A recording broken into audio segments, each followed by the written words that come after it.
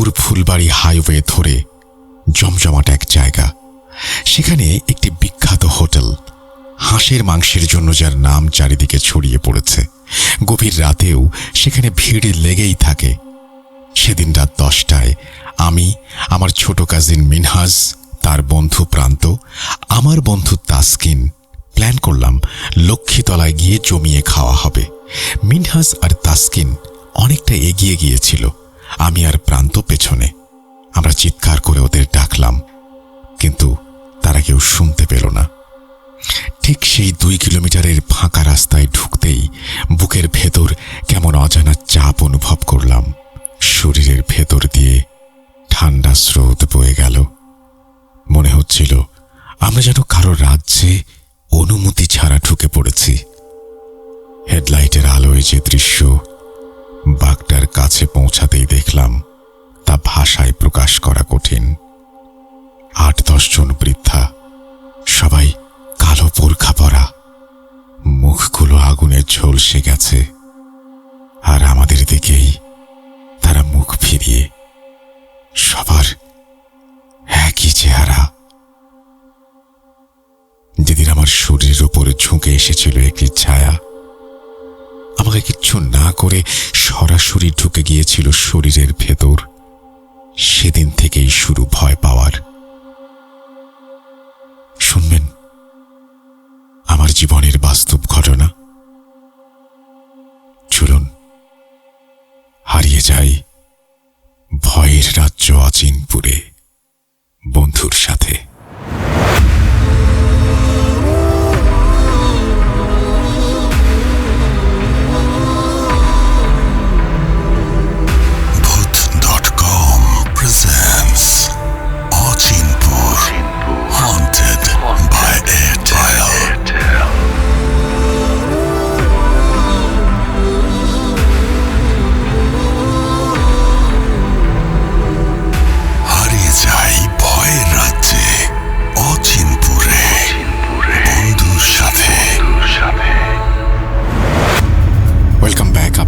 সবাইকে স্বাগত জানাচ্ছি আমি রাসেল। আশা করছি আপনারা সবাই ভালো আছেন, ভালোর দলে আছেন। আমিও ভালো আছি আর ভালোর দলে আছি। নতুন একটা ঘটনায় যাব। এই ঘটনাটি পাওয়ার পর আমি যিনি ঘটনা পাঠিয়েছেন তার সাথে কথা বলি এবং তারপরে তিনি আমাকে জানান যে এই ঘটনাটি তার নিজের সাথে ঘটে যাওয়া ঘটনা এবং তিনি পরবর্তীতে আরও বেশ কিছু ঘটনা আমাদের উপহার দেবেন বা পাঠাবেন বলে জানিয়েছেন। তো চলুন কথা না বাড়িয়ে সরাসরি ঘটনায় যাই। যেভাবে লেখা আছে আমি সেভাবেই পড়ে শোনাচ্ছি। পর্ব 1, ঘটনা 1 ও 2। আজ সেই 15 দিনের দীর্ঘ যাত্রার শেষ দিন। অবশেষে শেষ হলো আমার লেখা। শেষ হলো এক টুকরো ভয়, অনুভূতি আর অজানা স্মৃতির সঙ্গে লড়াই করার পথ চলা। এই 5টি ঘটনার প্রতিটি লাইন লিখতে গিয়ে আমাকে বারবার ফিরে যেতে হয়েছে সেই মুহূর্তগুলোতে, যেগুলো আজও মনে পড়লে গায়ে কাঁটা দেয়। আমাদের পারিবারিক পেশা ফলের আড়তের ব্যবসা।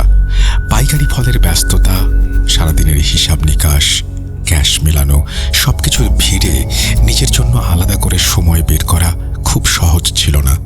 তবুও কখনো গভীর রাতে, কখনো হিসেবের খাতা বন্ধ করার পর একটু একটু করে লিখেছি এই ঘটনাগুলো। অনেকবার ভেবেছি লিখব কি লিখব না, কারণ এই অভিজ্ঞতাগুলো শুধু ঘটনা নয়, আমার নিজের দেখা, নিজের অনুভব করা বাস্তব অভিজ্ঞতা। শেষ পর্যন্ত মনে হলো কিছু সত্য চাপা রাখার জন্য নয়। তাই সাহস করে আজ সেই সম্পূর্ণ লেখা আপনাদের পাঠালাম। আসসালামু আলাইকুম প্রিয় রাসেল ভাই ও শ্রোতাবৃন্দ। আশা করি আল্লাহর অশেষ রহমতে আপনি এবং আমাদের ভূত.com-এর সকল শ্রোতাবৃন্দ ভালো আছেন, কারণ আপনি সবসময় ভালোর দলেই থাকেন। আমি আলামিন, বাসা সদর দিনাজপুর। বর্তমানে আমি বিরল সরকারি কলেজের অনার্স 4র্থ বর্ষের একজন ছাত্র। আমি পূর্বে ভূত FM এবং বর্তমানে ভূত.com-এর একজন বড় ভক্ত। পরিচয় পর্ব দীর্ঘ না করে চলুন শুরু করি আমার জীবনে ঘটে যাওয়া 5টি অপ্রত্যাশিত ভয়ঙ্কর অভিজ্ঞতা। লেখায় অনাকাঙ্ক্ষিত ভুলের জন্য ক্ষমা প্রার্থনা করছি।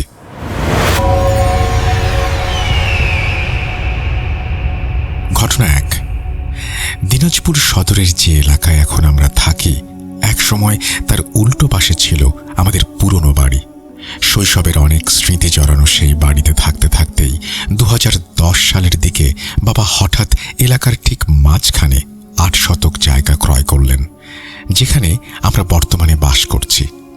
আমাদের এই বর্তমান বাসার ঠিক পশ্চিমে পূর্ণভাবা নদী, আর সেই নদী যেন অদৃশ্য সীমানা। ওপারে বিরল উপজেলা, এপারে দিনাজপুর সদর। ঠিক ওই পারে গ্রামের শুরু, আর এই পারে দিনাজপুর সদর। পূর্ব দিকে পাকা সড়ক, উত্তর পূর্ব প্রান্তে পাশাপাশি দাঁড়িয়ে দুটি সেতু, একটি সড়ক সেতু আর একটি রেল সেতু।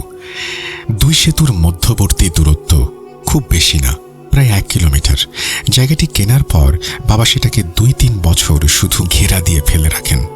কোনো নির্মাণ নয়, কোনো তাড়াহুড়া নয়, শুধু পরিকল্পনা। 2013 সালে অবশেষে সিদ্ধান্ত নিলেন এবার বাড়ি হবে। জমির পরিমাণ 8 শতক, পুরোটা প্রায় স্কোয়ার আকৃতির। রাস্তার দিকের 4 শতক ছিল সমতল, আর তার ঠিক বিপরীত পাশে বাকি 4 শতক ছিল এক ধরনের খাল, মাঝখানে আলাদা ঘেরা টানা। বাবার পরিকল্পনা ছিল পরিষ্কার, আপাতত সমতল অংশে বাড়ি হবে। খালটা ধীরে ধীরে ভরাট করে ভবিষ্যতে বড় ভাইদের জন্য আলাদা বাড়ি তোলা হবে।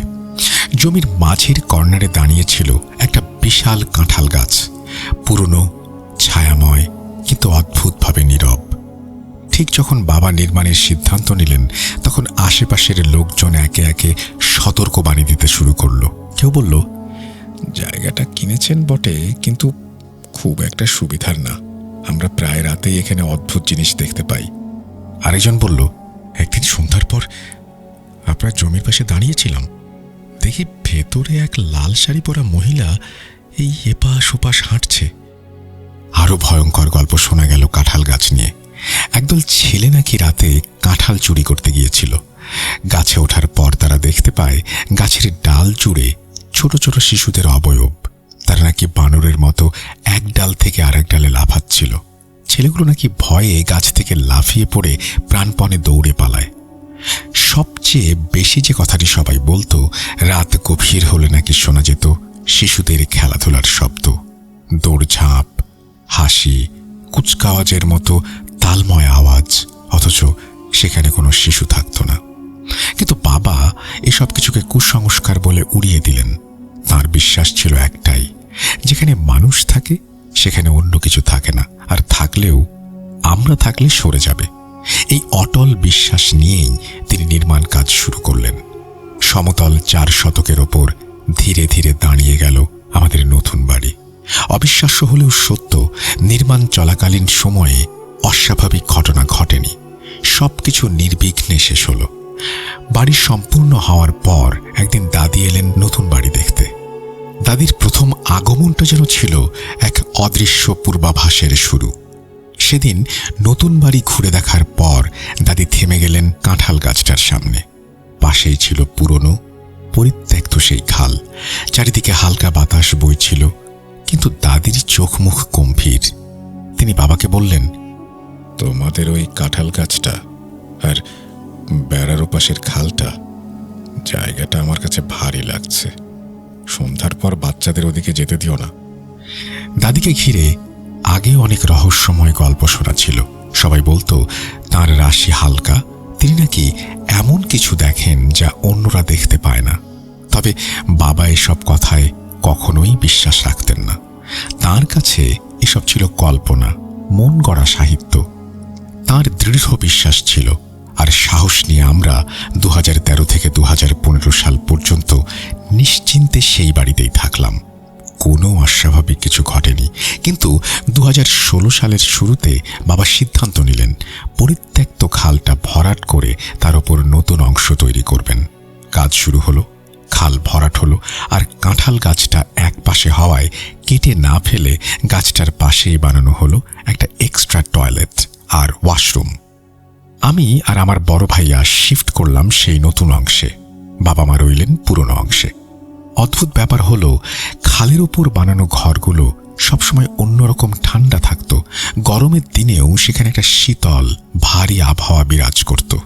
আলোও কম ঢুকত, তাই দিনের বেলাতেও আমি লাইট জ্বালিয়ে ঘুমাতাম। অন্ধকার ঘরে একা ঘুমানো আমার পক্ষে কঠিন ছিল। এটাকে দুর্বলতা বা ভয় বলতে পারেন। সেদিন দুপুরে ভাইয়া বন্ধুদের সাথে বাইরে খেতে যায়, বাবা ব্যবসার কাজে বাইরে, আম্মু খাওয়ার শেষে ছোট খালার বাড়িতে বেড়াতে গেলেন। পুরো বাড়িতে আমি একা। ঘরের লাইট জ্বালিয়ে শুয়ে পড়লাম। কখন ঘুমিয়ে পড়েছি টের পাইনি। হঠাৎ স্বপ্নের ভেতর নিজেকে দেখতে পেলাম। পুরো বাড়ি অন্ধকার, বিদ্যুৎ নেই, বাতাস ভারী, নিঃশ্বাস নিতে কষ্ট হচ্ছে। তারপর অনুভব করলাম আমার বুকের ওপর কেউ বসে আছে। 7 থেকে 8 বছরের একটি বাচ্চার মতো আকৃতি, কিন্তু পুরো শরীর কালো, অস্বাভাবিক কালো, আর চোখ দুটো লাল, টকটকে লাল, যেন অন্ধকারের ভেতরে জ্বলছে। এক হাত দিয়ে সে আমার গলা চেপে ধরেছে। আমি দোয়া কালাম পড়ার চেষ্টা করছি, চিৎকার করতে চাইছি, কিন্তু গলা দিয়ে কোনো শব্দ বের হচ্ছে না। তার হাতের শক্তি ছিল অমানবিক। মনে হচ্ছিল কোনো দানব তার শক্তি দিয়ে আমাকে শেষ করে দিতে চাইছে। আমি হাত পা ছুঁড়ে লড়াই করছি। মনে হচ্ছিল মৃত্যু আর আমার মাঝে মাত্র কয়েক মুহূর্তের ব্যবধান। বুক ফেটে যাচ্ছে, নিঃশ্বাস বন্ধ হয়ে আসছে। প্রায় আধা ঘন্টা ধরে সেই ধস্তাধস্তি চলল। হঠাৎ আমার চোখ খুলে গেল। আমি বুঝলাম আমি স্বপ্ন দেখছিলাম, কিন্তু ঠিক সেই মুহূর্তে শরীরের রক্ত যেন হিম হয়ে গেল। কারণ চোখ খুলে দেখি সত্যি সত্যিই পুরো বাড়িতে বিদ্যুৎ নেই, ঘর অন্ধকার, নিস্তব্ধ, ভারী। স্বপ্ন আর বাস্তবের সীমারেখা যেন মিলিয়ে গেল। আমার শরীর ঘামে ভিজে গেছে, বুক ধড়ফড় করছে। আমি প্রাণপণে চিৎকার করে উঠলাম, আম্মুকে ডাকলাম।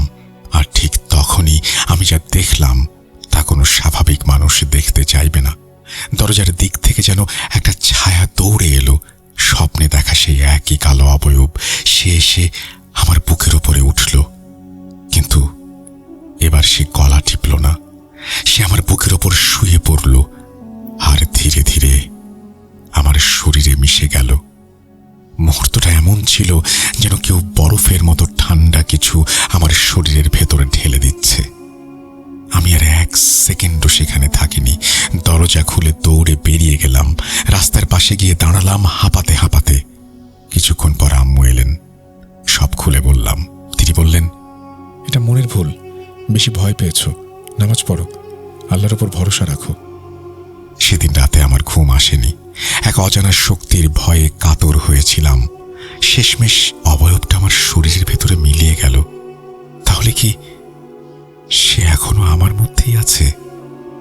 নিজেকেও নিজের কাছেও অচেনা লাগছিল।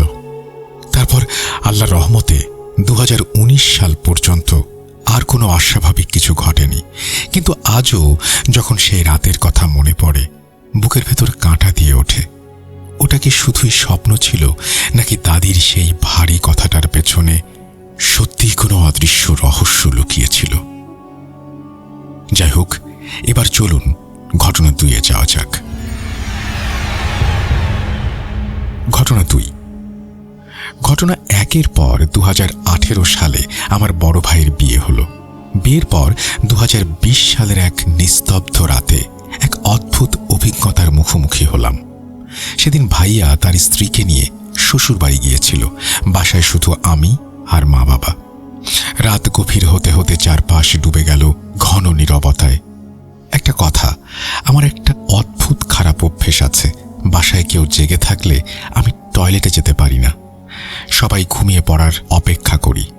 সেদিনও ঘড়ির কাঁটা যখন রাত 1টা ছুঁল, আমি ধীর পায়ে উঠলাম।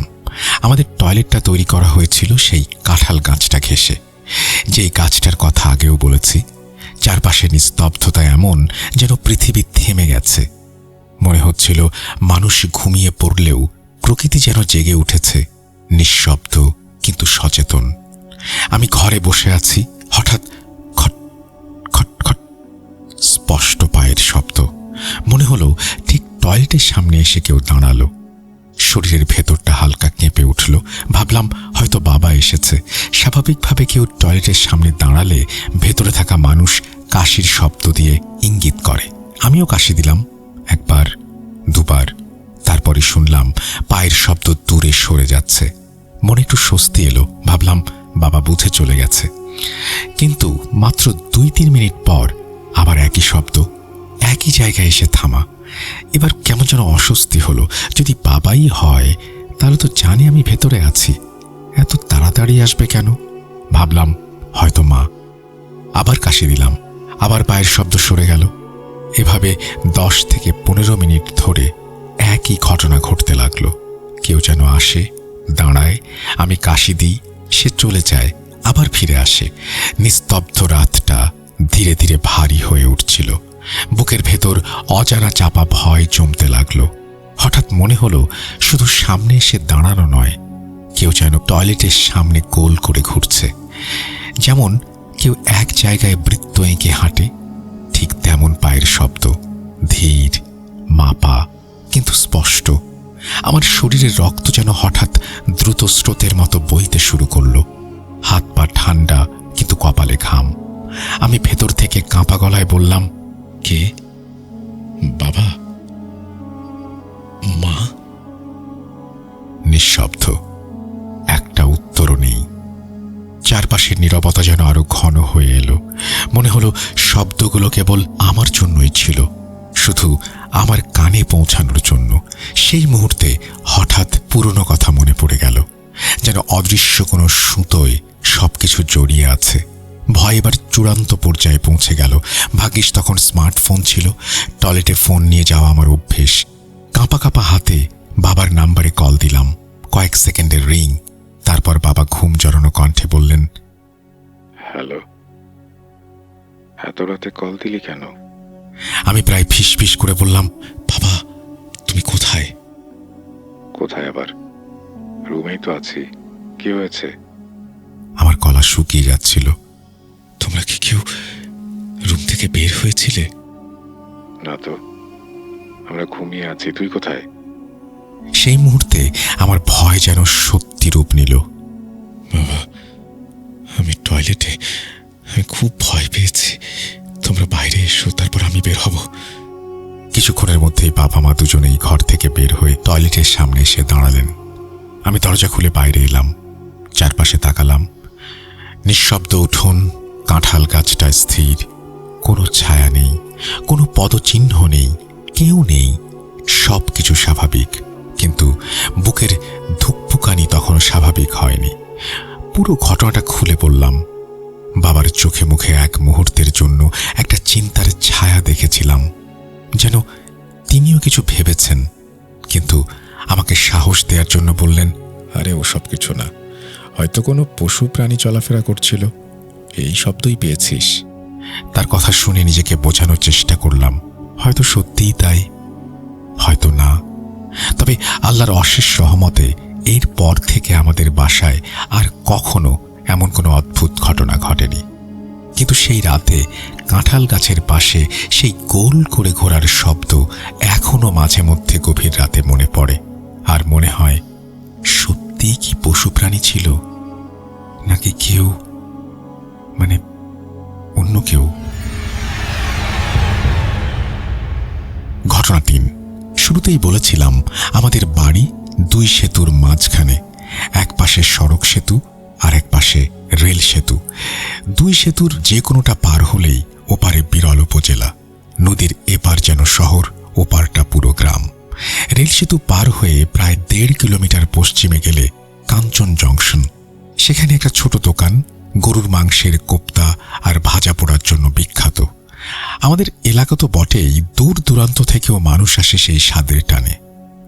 সাল 2021, ডিসেম্বরের শেষ দিক। উত্তরবঙ্গের শীত কেমন হয় তা শুধু যারা দিনাজপুর বা পঞ্চগড়ের দিকের মানুষ তারাই বোঝে। সন্ধ্যা 7টা মানেই যেন গভীর রাত। কুয়াশা এমন ঘন যে সামনে 5 হাত দূরেও ঠিক মতো দেখা যায় না। সেদিন আমি আর আমার বন্ধু, ধরা যাক তার নাম রাকিব, আমরা ঠিক করলাম কোপ্তা খেতেই হবে। দোকান তো সন্ধ্যার পরেই খোলে, তাই আমরা 7টার দিকে রওনা দিলাম রেল সেতুর উদ্দেশ্যে। ব্রিজ পার হতেই কেমন যেন একটা গা ছমছমে অনুভূতি ঘিরে ধরল। চারপাশ নিস্তব্ধ, মনে হচ্ছিল প্রকৃতি থেমে আছে, কিন্তু থেমে থেকেও যেন অপেক্ষা করছে। কিসের জন্য জানি না। রেল লাইন দিয়ে সোজা গেলে কাঞ্চন জংশন, আবার ব্রিজ পার হয়ে বাম দিকে নেমে একটা ছোট রাস্তা গেছে, সেটা রেল লাইনের পাশ দিয়ে চলে গেছে রেল স্টেশনের দিকে। মাঝখানে একটা ক্যানেল, রেল লাইনটা উঁচু বাঁধের মতো। আমরা যখন রেল লাইনের দিকে তাকালাম, দেখলাম কুয়াশা এত ঘন যে লাইনটাই যেন অদৃশ্য হয়ে গেছে। কিছুক্ষণ আগে এই কুয়াশার মধ্যে একটা ট্রেন দুর্ঘটনা ঘটেছিল। একজন মানুষ ট্রেনে কাটা পড়ে। তখন থেকে এই কুয়াশার মধ্যে রেল লাইন ধরে হাঁটার সাহস কমে গেছে। আমি রাকিবকে বললাম, নিচের রাস্তা দিয়ে যাই, রেল লাইনটা ভালো লাগছে না। রাকিবও চুপচাপ মাথা নাড়ল। বুঝলাম ওর মনেও একই অস্বস্তি। আমরা নিচের রাস্তা ধরলাম। একটু এগিয়ে 2 রাস্তার মোড়, সেখানে একটা কালী মন্দির, চারপাশ ঘন গাছপালা, প্রায় জঙ্গল। সোজা গেলে কাঞ্চন জংশন, বায়ে গেলে মানপুর। সেই মন্দির পেরিয়ে ইটের ভাটা, তারপর প্রায় 1 কিলোমিটার ফাঁকা জনশূন্য পথ। সেদিন অদ্ভুতভাবে আমরা দুজনেই চুপ। অন্যদিন হাসি ঠাট্টায় পথ কেটে যায়, কিন্তু সেদিন কোনো কথা নেই, শুধু হাঁটার শব্দ আর কুয়াশায় ভেজা শ্বাসের শব্দ। কষ্টে সৃষ্টে পৌঁছালাম কাঞ্চন জংশনে। ভিড় বেশি, বসার জায়গা নেই। রাকিব বলল, পার্সেল করে নেই, রাস্তায় খেতে খেতে ফিরবো। আমরা কোপ্তা আর বড়া নিয়ে ফিরতে শুরু করলাম। প্রথমে কিছু ঘরবাড়ি, সব ঠিকঠাক। তারপর শুরু হলো সেই ফাঁকা রাস্তা, যেখানে আলো নেই, মানুষ নেই, শুধু কুয়াশা আর শীতল বাতাস। হঠাৎ আমাদের দুজনেরই মনে হলো পেছনে কেউ আছে। আমরা কিছু বলিনি, কিন্তু একসাথে থেমে গেলাম। রাকিব ফিসফিস করে বলল, কিরে, পেছনে কে? আমরা ঘুরে তাকালাম, আর যা দেখলাম তার জন্য আমরা প্রস্তুত ছিলাম না। ঠিক 1 হাত পেছনে দাঁড়িয়ে আছে এক সাদা ধবধবে প্রাণী, দেখতে কুকুরের মতো, কিন্তু আকারে অনেক বড়, অস্বাভাবিক বড়। তার সাদা পশম কুয়াশার মধ্যেও জ্বলজ্বল করছে, আর তার চোখ, সেই চোখ দুটো আমাদের দিকে স্থির তাকিয়ে আছে, নড়ছে না, পলক পড়ছে না। আমাদের শরীর জমে গেল, মুখে শব্দ নেই। রাকিব কাঁপা গলায় বলল, ঢিল মারি? আমি সাথে সাথে ওর হাত চেপে ধরলাম। না, এটা সাধারণ কিছু না। হঠাৎ মনে পড়ল, অনেকে বলে আগুনে এরা বেশ দূরে থাকে। আমি বললাম, তোর লাইটার বের কর, আগুন জ্বালা। রাকিব লাইটার জ্বালালো। ছোট্ট শিখা কুয়াশা কেটে উঠল। অবিশ্বাস্যভাবে আমরা সামনে 1 পা বাড়াতেই সেই প্রাণীটা থেমে গেল, কিন্তু লাইটার বন্ধ করতেই 1 নিমিষে আবার আমাদের ঠিক 1 হাত পেছনে এভাবে চলতে লাগলো। আগুন জ্বলছে, ও থেমে যাচ্ছে। আগুন নিভলেই ও সামনে। আমাদের বুক ধুকফুক করছে, ঠান্ডায় নয়, ভয়ে। কিছু দূরে একটা চিকন আইল দিয়ে রেল লাইনে ওঠা যায়। আমি বললাম, রেল লাইনে উঠি? ওটা হয়তো উঠতে পারবে না। আমরা লাইটার জ্বালিয়ে ধীরে ধীরে আইল ধরে রেল লাইনে উঠলাম। উপরে উঠতেই প্রাণীটা নিচে দাঁড়িয়ে আমাদের দিকে তাকিয়ে রইল। সেই দৃষ্টিতে যেন এক অদ্ভুত ক্ষোভ। আমরা হাঁটতে লাগলাম। কালী মন্দির তখন প্রায় 1.25 কিলোমিটার দূরে। পেছনে তাকালাম, ও নেই। মনে হলো হয়তো বেঁচে গেলাম, কিন্তু ঠিক কালী মন্দিরের কাছে পৌঁছাতেই অসম্ভব এক ঘটনা ঘটল। প্রথমে মন্দির, তারপর একটু ঘন গাছপালা, তারপর রাস্তা, তারপর ক্যানেল, তারপর রেল লাইন। আমরা রেল লাইনে। হঠাৎ মন্দিরের দিকের জঙ্গল থেকে সাদা কুকুর আকৃতির ওই প্রাণীটি ঝাঁপিয়ে বেরোলো। 2-3 লাফে সরাসরি আমাদের সামনে। লাইন থেকে কালী মন্দির প্রায় 200 ফিট দূরত্ব। এই 200 ফিট মনে হলো 10 সেকেন্ডে সে পার হলো। লাফ দিয়ে চলে এলো আমাদের সামনে। এটা কোনো স্বাভাবিক প্রাণীর পক্ষে করা সম্ভব নয়। আমরা ওকে অনেক পেছনে, অর্থাৎ 1.25 কিলোমিটার পেছনে রেখে এসেছিলাম। তাহলে এলো কোত্থেকে? একই চেহারা, একই জলজলে সাদা শরীর, একই স্থির চোখ। এবার তার চোখে স্পষ্ট হিংস্রতা। রাকিব চিৎকার করে কান্না করছিল, আমি দোয়া পড়ছিলাম। আমরা আর কিছু ভাবার সময় পেলাম না। দোয়া দরুদ পড়তে পড়তে লাইটার জ্বালালাম। সে আবার থামল, কিন্তু 1 পা, তারপর 1 পা 2 পা করে ধীরে ধীরে এগোচ্ছে। সামনে ব্রিজের বাজার, 4 রাস্তার মোড়। আমি জানি, আমরা জানি সেখানে আলো আছে, মানুষ আছে। কোনো মতে যদি সেখানে পৌঁছাতে পারি। আমরা হাঁটছি, সে এগোচ্ছে। লাইটার জ্বলছে, শ্বাস ভারী হচ্ছে। ঠিক ব্রিজের কাছাকাছি পৌঁছাতেই হঠাৎ সে নেই, এক মুহূর্তে নেই, যেন ছিলই না কখনো। আমরা বাজারে ঢুকতেই রাকিব ধপ করে মাটিতে বসে পড়ল, অজ্ঞান। আশেপাশে দু একজন পানি ছিটালো। আমি একপাশে বসে হাঁপাচ্ছি, হাত কাঁপছে। বাড়িতে ফোন করা হলো। রাকিবের বড় ভাই এসে আমাদের নিয়ে গেল। পরের 2-3 দিন আমরা দুজনেই জ্বরে পড়ে রইলাম। শরীরের জ্বর কমেছে, কিন্তু সেই সাদা চোখের দৃষ্টি আজও মাঝে মধ্যে কুয়াশা নামলে মনে পড়ে। ওটা কি সত্যিই একটা কুকুর ছিল, নাকি অন্য কিছু, যে কুয়াশার আড়াল থেকে আমাদের অনুসরণ করছিল? যাচ্ছি 4 নাম্বার ঘটনায়। ঘটনা 3-এ বলেছিলাম রেল ব্রিজ পার হয়ে রেল লাইনের বাঁ দিকের সরু রাস্তা সোজা চলে গেছে কাঞ্চন জংশনের দিকে।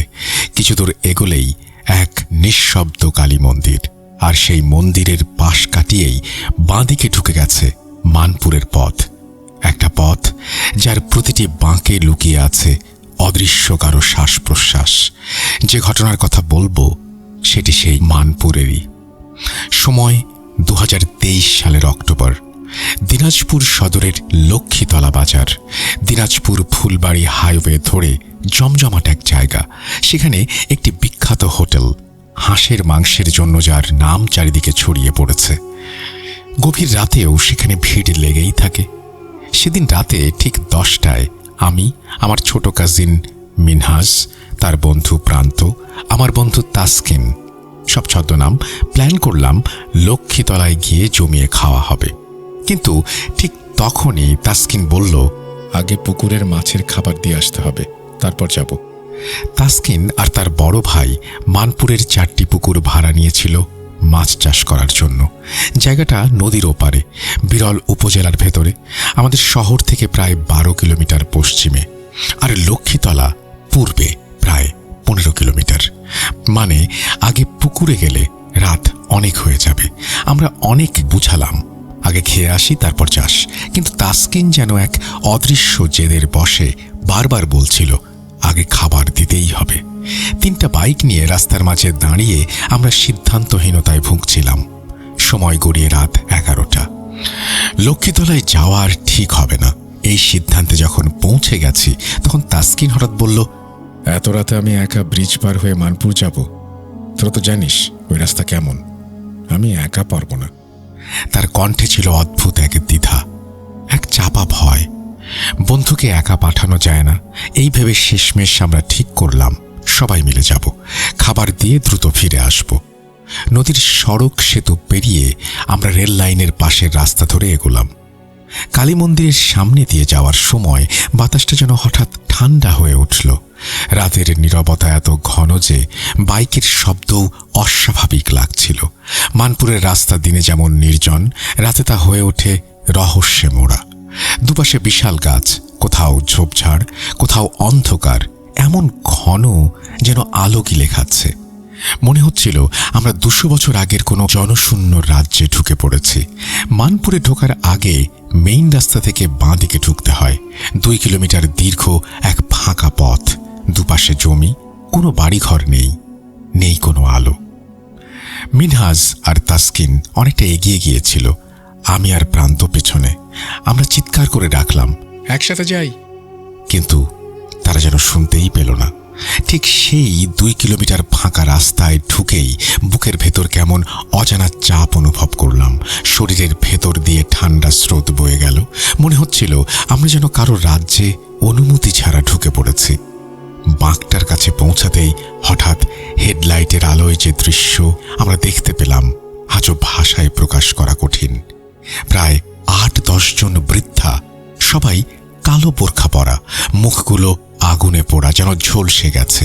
তারা আমাদের দিকেই মুখ করে আছে, আর সবার একই চেহারা, একই দূরত্ব বজায় রেখে, ঠিক যেন স্কুলের লাইনে দাঁড়ানো ছাত্রছাত্রীদের মতো সোজা সারি। আর তাদের ঠোঁটে অস্বাভাবিক এক মুচকি হাসি। পেছনে বসা প্রান্ত চিৎকার করে উঠল, এটা কি? আমার পুরো শরীরের লোম খাড়া হয়ে গেল।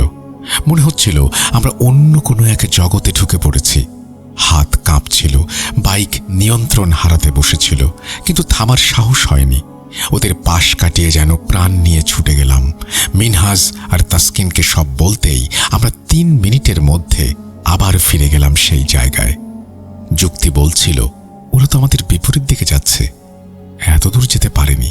কিন্তু অবাক ব্যাপার, পুরো সেই 2 কিলোমিটার রাস্তা খুঁজেও কিছুই নেই। না কোনো মানুষ, না কোনো শব্দ, না কোনো ছায়া। প্রান্তর মুখ সাদা হয়ে গিয়েছিল, তার গলা দিয়ে শব্দ বের হচ্ছিল না। তাসকিন অস্বাভাবিক চুপ, যেন সে কিছু জানে কিন্তু বলতে চাইছে না। পুকুরে খাবার দিয়ে 3টি বাইক একসাথে একই গতিতে শহরে ফিরল। কেউ আর কথা বলেনি, সবাই আতঙ্কে গুটিয়ে বাসায় ঢুকে গেলাম। সারা রাত ঘুম আসেনি, মনে শুধু এক প্রশ্ন, আমরা কি দেখলাম? পরদিন সবাই তাড়াহুড়ো করে কাজ করে ফ্রি হয়ে সন্ধ্যায় আবার চায়ের দোকানে বসলাম। তাসকিনের চোখে মুখে অদ্ভুত চাপা ভাব। সেই তাসকিনের দিকে তাকিয়ে তাকে প্রশ্ন করতে লাগলাম। বারবার সে এড়িয়ে যাচ্ছিল। জোরাজুরি করতে সে অবশেষে বলল, তোরা যে 1.5 কিলোমিটার রাস্তায় ওই জিনিসটা দেখেছিস, ওই রাস্তাটা সুবিধার না। দিনে মানুষ ব্যবহার করে, কিন্তু রাতে একদম মনে হয় অন্য কারো। তারপর সে বলল তার বড় ভাইয়ের সাথে ঘটা ঘটনা। কিছুদিন আগে তার বড় ভাই পুকুরে খাবার দিয়ে বাড়ি ফেরার পর তার 2 মাস বয়সী শিশুটি অকারণে প্রচণ্ড কান্না শুরু করে। দিনাজপুর মেডিকেল, অরবিন্দ শিশু হাসপাতাল, প্রাইভেট ক্লিনিক, পার্সোনাল ডাক্তার, পরীক্ষা, কিছুতেই কারণ ধরা পড়ে না। কান্না থামে না। প্রতিবেশীরা জানতে পারলে এক হুজুরের ঠিকানা দেন। ভাইয়া ভাবি তার সন্তানকে নিয়ে হুজুরের কাছে যান। হুজুর সবকিছু শুনে বলেন, কাল বাসায় যাবেন। পরের দিন তিনি বাড়িতে এলে পুরো বাড়ি ঘুরে দেখেন এবং বড় ভাইকে আলাদা করে ডেকে বলেন, সেদিন নাকি পুকুর থেকে ফেরার পথে রাস্তায় এক জিনের বাচ্চা খেলছিল। বাইকের সামনে পড়ে তার আঘাত লাগে। সেই জিনের বাবা মা রাগে তার পিছু নিয়ে বাসা পর্যন্ত আসে আর প্রতিশোধ হিসেবে তার শিশুকে বিরক্ত করছে। হুজুর বলেন, আমার 2-3 দিন সময় লাগবে, তারপর তিনি আবার বাড়িতে আসবেন। ততক্ষণে তিনি বাচ্চাকে একটি তাবিজ দিয়ে যান। তারপর 2-3 দিন পর তিনি ফিরে এলেন। হুজুর নাকি তার জিনের মাধ্যমে সেই জিনকে বোঝানোর চেষ্টা করেছে। জিনটি কিছুতেই মানছিল না। এক পর্যায়ে জিনটি কিছু শর্ত দেয় এবং সদকা দিতে বলে। ভাইয়াকে ক্ষমা চাইতে বলেন। বড় ভাই তা করেন। এরপর আর কোনো সমস্যা হয়নি। তাসকিন বলল, তারপর থেকেই আমি রাতে একা যাই না। তোদের সেদিন নিয়ে গিয়েছিলাম কারণ একা যেতে ভয় লাগছিল। ওই গ্রামে যারা রাতে দেরি করে ওই রাস্তা দিয়ে যায়, প্রায় ওই কালো বোরখা পরা বৃদ্ধাকে দেখতে পায়। আজও ভাবি সেই কালো বোরখার বৃদ্ধার রহস্য আসলে কি? আপনাদের জানা থাকলে দয়া করে বলবেন। ঘটনা 5 কোনো এক রাতের নয়, কোনো নির্দিষ্ট তারিখেরও নয়। এটা আমার জীবনের সাথে জড়িয়ে থাকা এক রহস্যময় অধ্যায়, যেখানে স্বপ্ন আর বাস্তবের সীমানা বারবার গুলিয়ে গেছে। আজ আপনাদের সামনে সেই অদ্ভুত শিউরে ওঠা সত্যগুলোই তুলে ধরছি। এক সময়ে আমি এক ধরনের স্বপ্ন দেখতাম, ভয়াবহ, অস্বস্তিকর আর অকারণ কান্নায় ভরা স্বপ্ন। গভীর রাতে দেখতাম কেউ একজন মারা গেছে। মুখটা অপরিচিত, দৃশ্যটা অস্পষ্ট, কিন্তু মৃত্যুর পরিবেশটা ছিল একেবারে বাস্তবের মতো ঠান্ডা ও ভারী। স্বপ্নের ভেতরেই আমি বুঝতে পারতাম কেউ চলে গেছে চিরতরে। কিন্তু আসল আতঙ্ক শুরু হতো সকালে। ঘুম ভাঙার পর কিছুক্ষণের মধ্যেই খবর আসতো আমাদের আশেপাশে আত্মীয় স্বজনের মধ্যে বা পরিচিত কারো মৃত্যু হয়েছে। প্রথম এটা কাকতালীয় ভেবেছিলাম, কিন্তু যখন ঘটনাটা একটানা বারবার দিনের পর দিন ঘটতে লাগলো, তখন বিষয়টা আর সাধারণ মনে হয়নি। ঘুমোতে যাওয়ার আগে বুকের ভেতর কেমন একটা অজানা ভয় কাজ করত। আজ আবার কাকে দেখব, আর সকালে কি শুনব? আমার বাবা মাও আতঙ্কে থাকতেন। ধীরে ধীরে তারাও যেন বিষয়টাতে অভ্যস্ত হয়ে গেলেন, কিন্তু সেই অভ্যস্ততার ভেতরেও ছিল চাপা ভয়, এক অদৃশ্য অপেক্ষা। আমাদের এলাকায় এক আন্টি আছেন। বাবা মার সাথে তার খুব ভালো সম্পর্ক। দীর্ঘদিন ধরে তার স্বামী এক কঠিন রোগে আক্রান্ত হয়ে প্যারালাইজড অবস্থায় বিছানায় পড়েছিলেন। ডাক্তার শেষ পর্যন্ত হাল ছেড়ে দিয়ে বলেছিলেন, বাসায় নিয়ে যান, যা খেতে চাই খাওয়ান, সময় বেশি নেই। এক রাতে আমি ঘুমালাম, ভোরের দিকে স্বপ্ন শুরু হলো। দেখলাম আমার বাবা আর মা দুজনেই মারা গেছেন, দাফনও সম্পন্ন হয়েছে। চারিদিকে শোকের পরিবেশ, আমি একা দাঁড়িয়ে আছি, বুক ফেটে কান্না করছি, অসহায়, ভেঙে পড়া। স্বপ্নের কান্না এতটাই তীব্র ছিল যে কান্না করতে করতেই আমার ঘুম ভেঙে যায়। চোখ খুলে দেখি সব ঠিক আছে। এটা স্বপ্ন, শুধুই স্বপ্ন। কিন্তু বুকের ধরফর করাটা থামছিল না।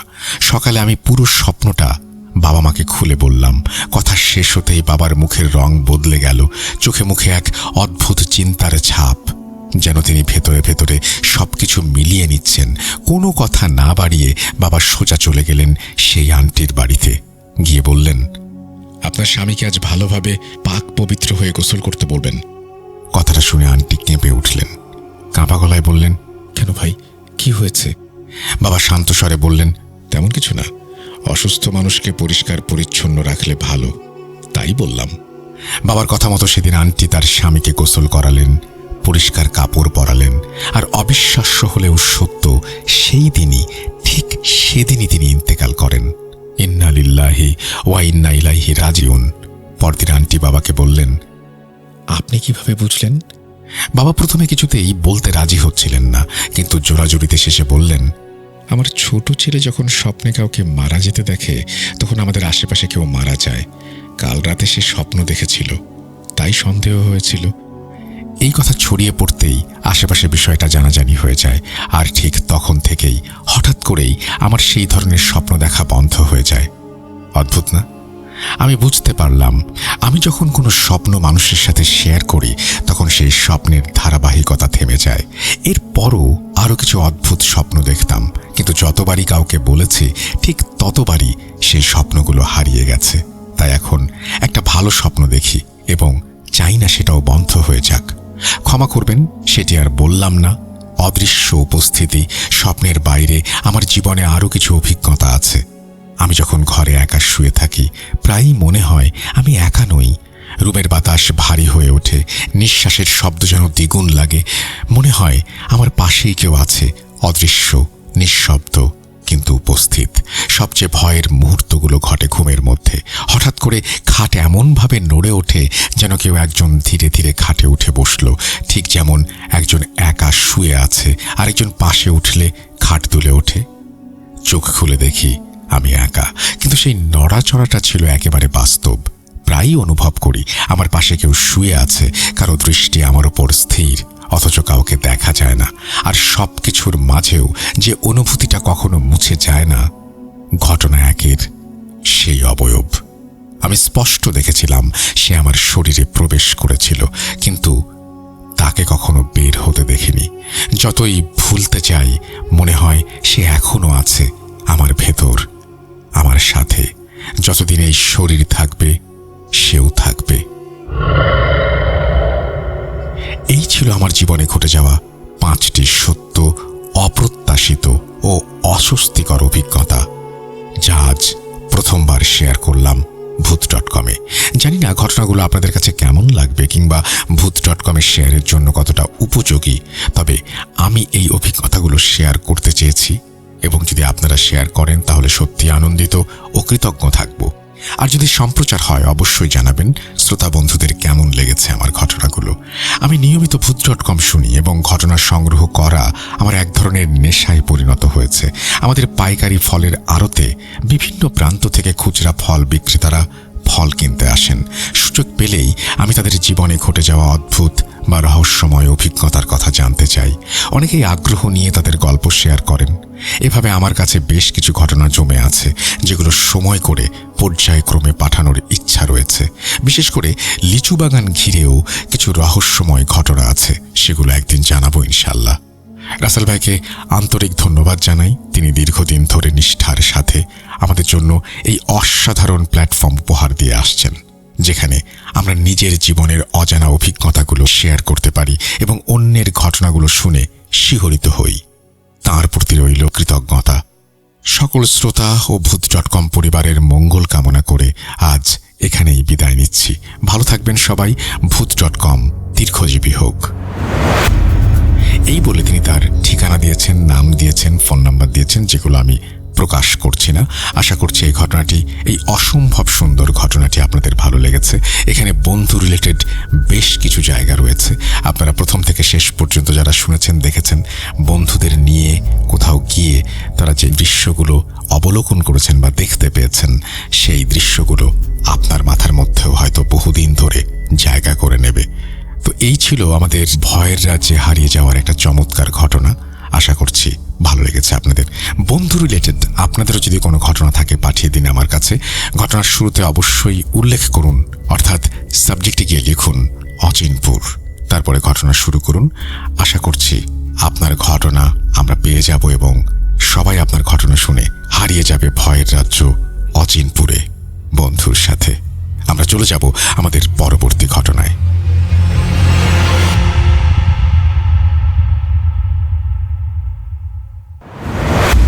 Welcome back. আশা করছি আপনারা সবাই ভালো আছেন এবং ভালোর তলে আছেন। আমিও ভালো আছি আর ভালোর তলে আছি। পরের ঘটনায় যাব, তবে তার আগে দারুণ একটা খবর জানিয়ে দেবো আপনাদেরকে। আর সেটি হচ্ছে, এখন চাইলেই স্ট্রিম করে হারিয়ে যাও ভয়ের রাজ্য অচিনপুরে বন্ধুর সাথে।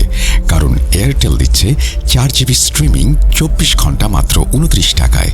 তাই স্ট্রিম করো ইউটিউব ইচ্ছে মতো, কানেক্টেড থাকো বন্ধু সহ সারা দুনিয়ার সাথে টিকটক, স্ন্যাপচ্যাট, লাইকিতে। অফারটি পেতে ভিজিট করো মাই এয়ারটেল অ্যাপ অথবা ডায়াল করো *4*0029#। আমরা চলে যাব আমাদের পরবর্তী ঘটনায়।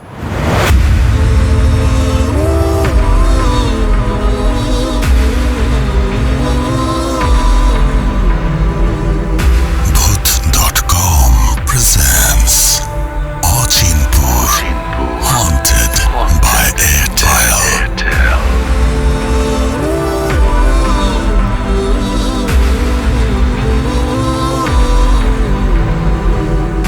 হারিয়ে যাই ভয়ের রাজ্যে অচিনপুরে বন্ধুর সাথে। Welcome back. আপনাদের সবাইকে স্বাগত জানাচ্ছি আমি রাসেল। আশা করছি আপনারা সবাই ভালো আছেন, ভালোর তলে আছেন। আমিও ভালো আছি আর ভালোর তলে আছি। নতুন একটা ঘটনায় যাব, যেভাবে লেখা আছে আমি সেভাবেই পড়ে শোনাচ্ছি। আসসালামু আলাইকুম রাসেল ভাই, আশা করি ভালো আছেন এবং ভালোর তলেই আছেন। আমি আসিফ, ছদ্মনাম, বলছি চাঁপাইনবাবগঞ্জ জেলার নাচল থানা থেকে। এটি আমার Bhoot.com-এ পাঠানো দ্বিতীয় ঘটনা। গত 2 সপ্তাহ আগে একটি ঘটনা শেয়ার করেছি, সেটা সিলেক্ট হয়েছে কিনা এখনো জানি না। জানি ঘটনা ভালো লাগলে একদিন না একদিন সিলেক্ট হবে, তাই দ্বিতীয় ঘটনাটিও শেয়ার করে দিলাম। ভালো লাগলে পড়ে শোনাবেন, কারণ আপনার কণ্ঠে প্রতিটি ঘটনা হয়ে ওঠে প্রাণবন্ত। বেশি কথা না বলে সরাসরি ঘটনায় যাই। আমরা যারা 90 দশকের ছেলে মেয়ে আছি, তাদের কাছে ছেলেবেলায় মাছ ধরা, আম কুড়ানো, তাল কুড়ানো এসব নেশার মতো ছিল। আজকের ঘটনাটি তাল কুড়ানোকে কেন্দ্র করে ঘটে যাওয়া একটি নির্মম ঘটনা। এখানে আমাদের গ্রামের কিছু বর্ণনা দিয়ে রাখি। গ্রামের নাম দরবেশপুর। গ্রামের মাঝখানে একটা পুকুর আছে যেটার নাম পীর পুকুর। গ্রাম এবং পুকুরের নামকরণের পেছনের ইতিহাস আমি ঘটনার শেষে বর্ণনা করব।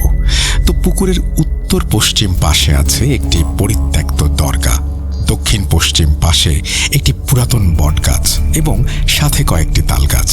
সে তাল গাছের তালগুলো অন্যান্য তালের চেয়ে সুমিষ্ট এবং বড়, তাই স্বভাবতই ওই তালগুলোর প্রতি সবার লোভ একটু বেশিই থাকত। পুকুরের একেবারে পূর্ব পারে আমাদের বাড়ি এবং আমাদের বাড়ির 2 বাড়ি পরেই আমার বন্ধু রাশেদের বাড়ি। আজকের ঘটনাটি মূলত এই রাশেদের সাথে ঘটে যাওয়া একটি নির্মম ঘটনা, যার প্রত্যক্ষ সাক্ষী আমি সহ গ্রামের অনেকেই। ঘটনায় কিছু সেন্সিটিভ বিষয় থাকায় আমি আমার বন্ধুর ছদ্মনাম ব্যবহার করছি।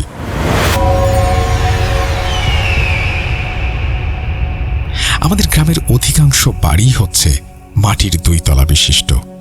ঘটনাটি যখন ঘটে সেটা 2009 সালের ভাদ্র মাসের কোনো একটা রাত, যখন চারিদিকে পাকা তালের মিষ্টি গন্ধে মাখামাখি। সামনে আমার SSC পরীক্ষা, তাই আমি অনেক রাত পর্যন্ত পড়তাম। সেদিন রাত প্রায় 12:30টার দিকে আমি 2 তলায় আমার পড়ার টেবিলে বসে পড়ছি। ঠিক সেই সময় দ্রুম করে তাল পড়ার শব্দ কানে আসলো। পড়া বন্ধ করে কিছুক্ষণ ভাবলাম তালটা কুড়াতে যাব কিনা। ভাবতে ভাবতে নিচে কারো দৌড়ে যাওয়ার শব্দ কানে আসলো। বুঝলাম এটা আর কেউ নয়, আমার বন্ধু রাশেদ। তাই আমি কিছু না ভেবে পড়ায় মনোযোগ দিলাম, কিন্তু লক্ষ্য রাখলাম যে রাশেদ কখন ফেরত আসে। সে ফেরত আসলে ওর সাথে কয়েকটা কথা বলবো। প্রায় 20 মিনিট অতিবাহিত হয়ে যাওয়ার পরেও তার আসার কোনো শব্দ পাই না। তার মিনিট 5 পরে হঠাৎ একটা ভয়াল চিৎকার কানে ভেসে আসলো, ও মা গো, আমাকে মেরে ফেললো বলেই আর কোনো সারা শব্দ নেই। এটা আর কেউ নয়, আমার বন্ধু রাশেদের চিৎকার। আমার বুঝতে বাকি থাকলো না। তাড়াহুড়ো করে নিচে নেমে বাসা থেকে বের হয়ে দৌড়ে গেলাম তাল গাছের দিকে। ততক্ষণে আশেপাশের বাড়ি থেকে আরো কয়েকজন বেরিয়ে এসেছে।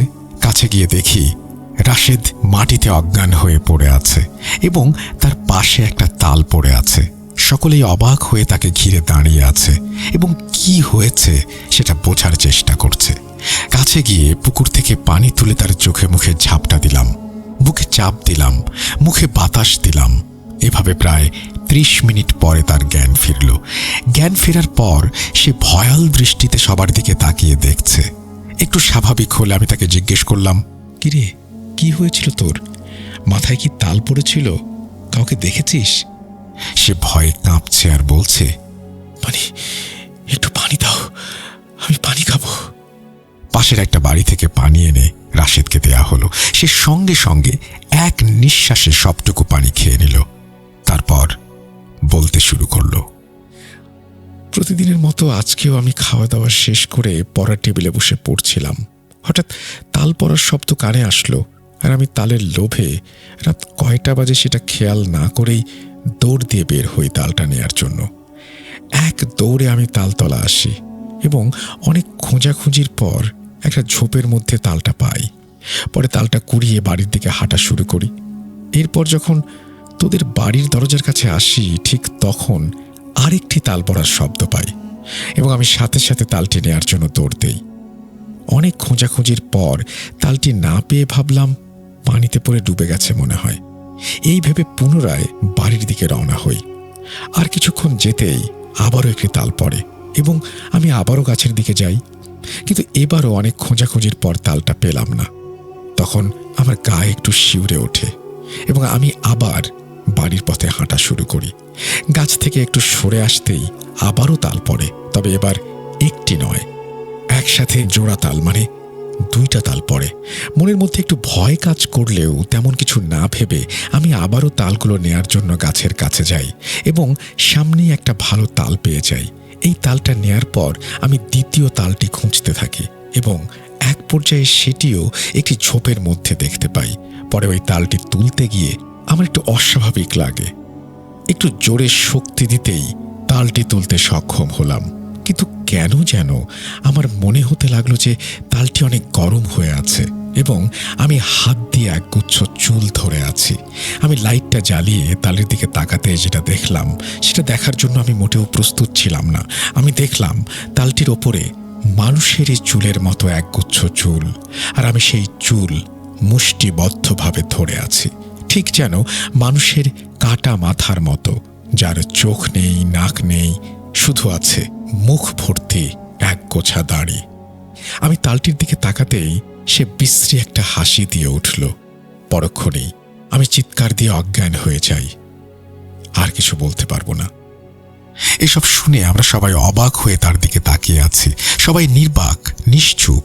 আমি নীরবতা কাটিয়ে রাশেদকে জিজ্ঞেস করলাম, তুই বললি যে তুই প্রথম তালটা নেয়ার পর আরো 3 বার তাল পড়েছে, কিন্তু আমি তো মাত্র একবার তাল পড়ার শব্দ পেয়েছি, যেটা পড়ার পর তুই দৌড়ে গিয়েছিলি প্রথমবার।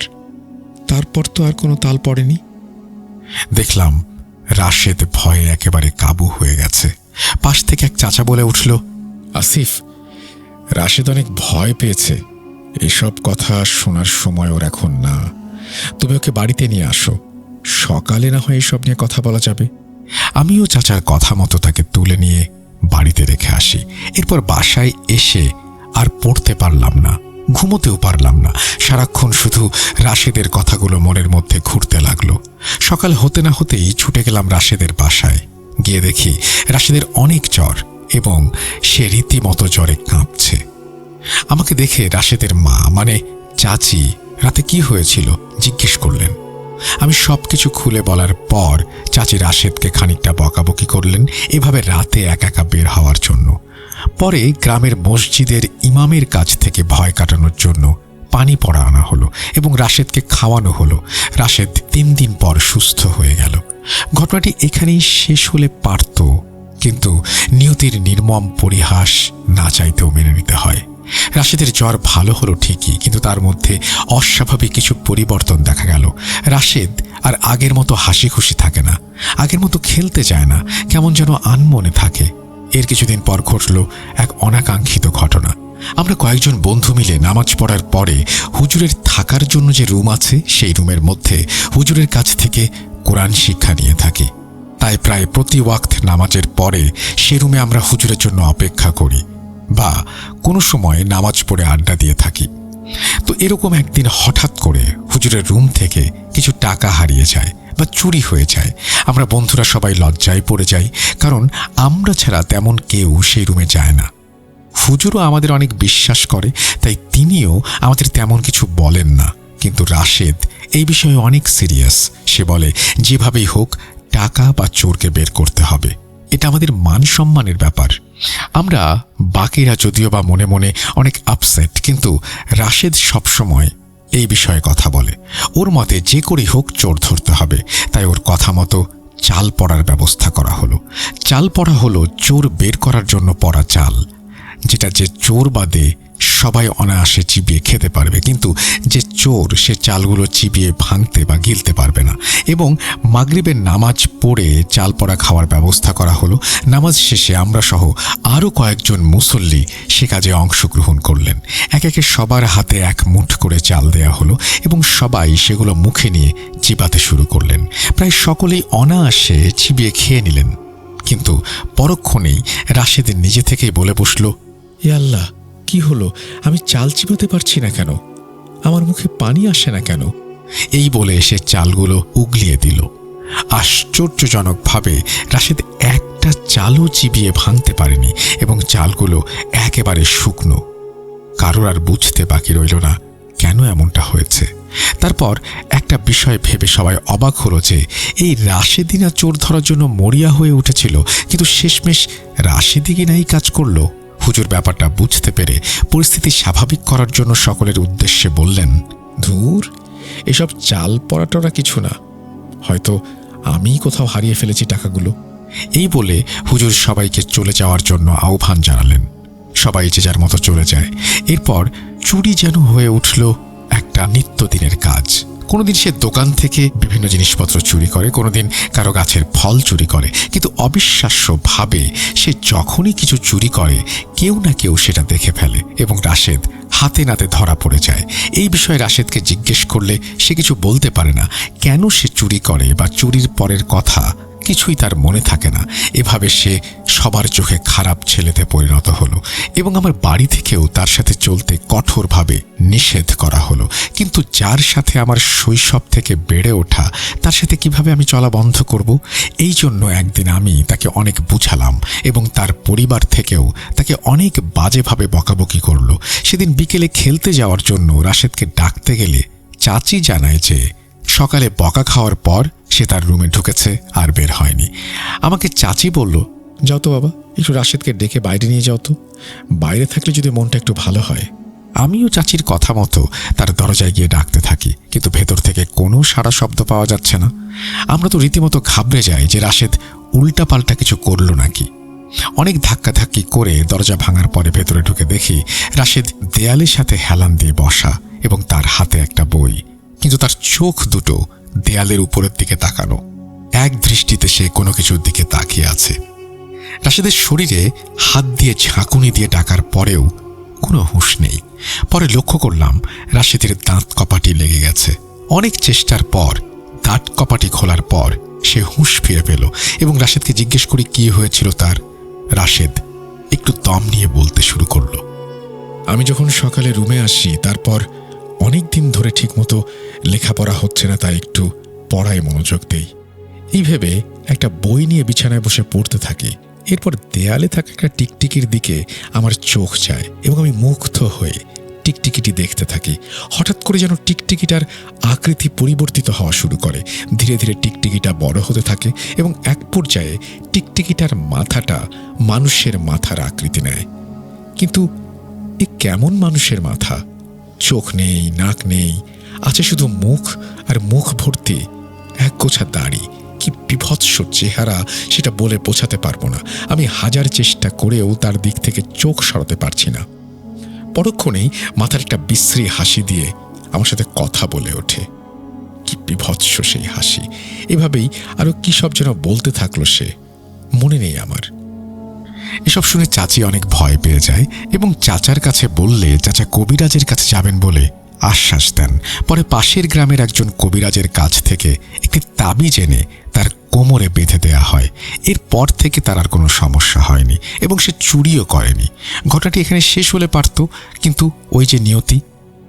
এরপর প্রায় 2 বছর ভালোভাবেই কেটে যায় এবং 2012 সালে রাশেদ ঢাকার আশুলিয়া এলাকায় একটা গার্মেন্টস ফ্যাক্টরিতে চাকরি করতে থাকে। হঠাৎ একদিন খবর আসলো রাশেদ নাকি দুপুর থেকে সন্ধ্যা পর্যন্ত অজ্ঞান অবস্থায় ওয়াশরুমের মধ্যে পড়েছিল। তার অবস্থা নাকি তেমন ভালো না, তাই চাচা গিয়ে রাশেদকে ঢাকা থেকে নিয়ে আসে। রাশেদ একটু স্বাভাবিক হলে আমি গিয়ে তাকে জিজ্ঞেস করি, রাশেদ, তুই তো অনেকদিন ভালোই ছিলি, তাহলে হঠাৎ করে তোর কি হলো? রাশেদ বলল, আমার সাথে দীর্ঘদিন আর কোনো সমস্যা হয়নি এবং আমিও ঢাকা গিয়ে কিছু হুজুরদের ওয়াজের প্রতি আকৃষ্ট হয়ে পড়ি। হুজুররা বিভিন্ন ওয়াজের মধ্যে বলতেন যে তাবিজ ব্যবহার করলে নাকি শিরক করা হয়, তাবিজ ব্যবহার নাকি হারাম। এসব শুনে আমার মনে অনুশোচনা হয় এবং এক পর্যায়ে আমি আমার তাবিজটি খুলে ফেলি। যেদিন আমি তাবিজটি খুলে ফেলি ঠিক সেদিন থেকে আমার সাথে অস্বাভাবিক কিছু ঘটতে থাকে। ভয়ানক ভয়ানক স্বপ্ন দেখতে থাকি। স্বপ্নের মধ্যে কোনো এক অদৃশ্য কিছু আমার কাছে কিছু চায়, কিন্তু সেই চাওয়াটা আমি বুঝতে পারি না। প্রতিদিনের মতো সেদিনও আমি লাঞ্চ টাইমে বাসায় আসি এবং লাঞ্চ শেষ করে ওয়াশরুমে যাই। ওয়াশরুমের দরজা খুলে ভেতরে যেতেই দেখি একটা টিকটিকি আমার দিকে তাকিয়ে আছে এবং পূর্বের ন্যায় আমার চোখ তাতে আটকে যায়। আস্তে আস্তে তার আগের মতোই আকৃতি পরিবর্তন হতে থাকে এবং আমি আবারও আগের জিনিসটাই দেখি। এরপর আমি আর না নিতে পেরে অজ্ঞান হয়ে যাই। এসব শুনে সবাই অনেক ভয় পেয়ে যায়, বিষয়টি অনেক গুরুত্ব সহকারে নেয়। এরপর হুজুরের সাথে যোগাযোগ করা হয়, যিনি এসব রুহানি চিকিৎসার মাধ্যমে করেন এবং অনেক নাম ডাক। হুজুর সবকিছু শুনে বললেন, ওর উপর তো একটা জিনের আসর হয়েছে। কেন আসর করেছে আর কি চায় সেটা জানতে হলে রাশেদের ওপর জিন হাজির করতে হবে। চাচা বলল, হুজুর, যেভাবেই হোক আমার ছেলেটাকে রক্ষা করুন। ঈশার নামাজের পর রাশেদকে সামনে নিয়ে হুজুর বসেন এবং হুজুর লাইট অফ করতে বলেন সবাইকে এবং আমাদের বললেন, আপনারা সবাই আয়াতুল কুরসি পড়তে থাকেন। যা কিছু হয়ে যাক না কেন, পড়া বন্ধ করবেন না। এরপর হুজুর রাশেদের 2 হাতের কনিষ্ঠ আঙুল চেপে ধরে এবং তেলাওয়াত করতে শুরু করেন। মিনিট 10 পরে রাশেদ অনেক কাঁপুনি দেয় এবং কাঁপতে কাঁপতে সে মাটিতে লুটিয়ে পড়ে। কিছুক্ষণ এভাবে পড়ে থাকার পর হঠাৎ রাশেদ উঠে বসে এবং নামাজের বৈঠকে বসার ভঙ্গিতে বসে।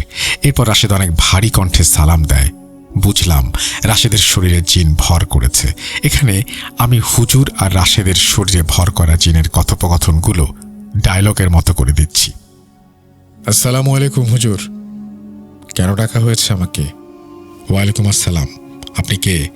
কেন আপনি এই ছেলের পেছনে পড়েছেন? আমি মাসুদ। পুকুর পাড়ের তাল গাছগুলোর পাশে ওই বট গাছটায় আমাদের বসবাস।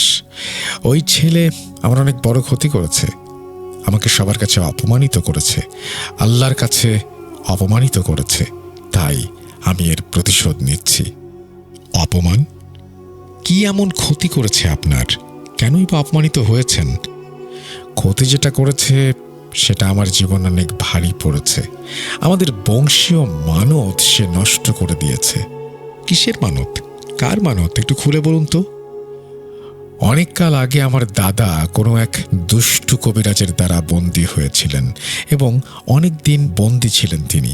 দাদা সেই বন্দী দশা থেকে মুক্তি পাওয়ার জন্য আল্লাহর কাছে মানত করেছিলেন যে তাদের মুক্তির বিনিময়ে দাদা প্রতি বছর একটানা এক আসনে 7 দিন আল্লাহর নামে জিকির করবেন, ইবাদত করবেন। আর এই 7 দিন 7 রাত তিনি কারোর সাথে যোগাযোগ করবেন না এবং দাদার পরে দাদার বংশের প্রথম পুরুষ এটা চলমান রাখবেন কেয়ামত পর্যন্ত, এবং যার দ্বারা দাদা মুক্তি পাবেন কেয়ামত পর্যন্ত দাদা এবং দাদার বংশধররা সেই লোকের দাসত্ব করবে। এই মানত করার কিছুদিন পর কোনো এক পীর সাহেবের দ্বারা দাদা মুক্তি লাভ করেন।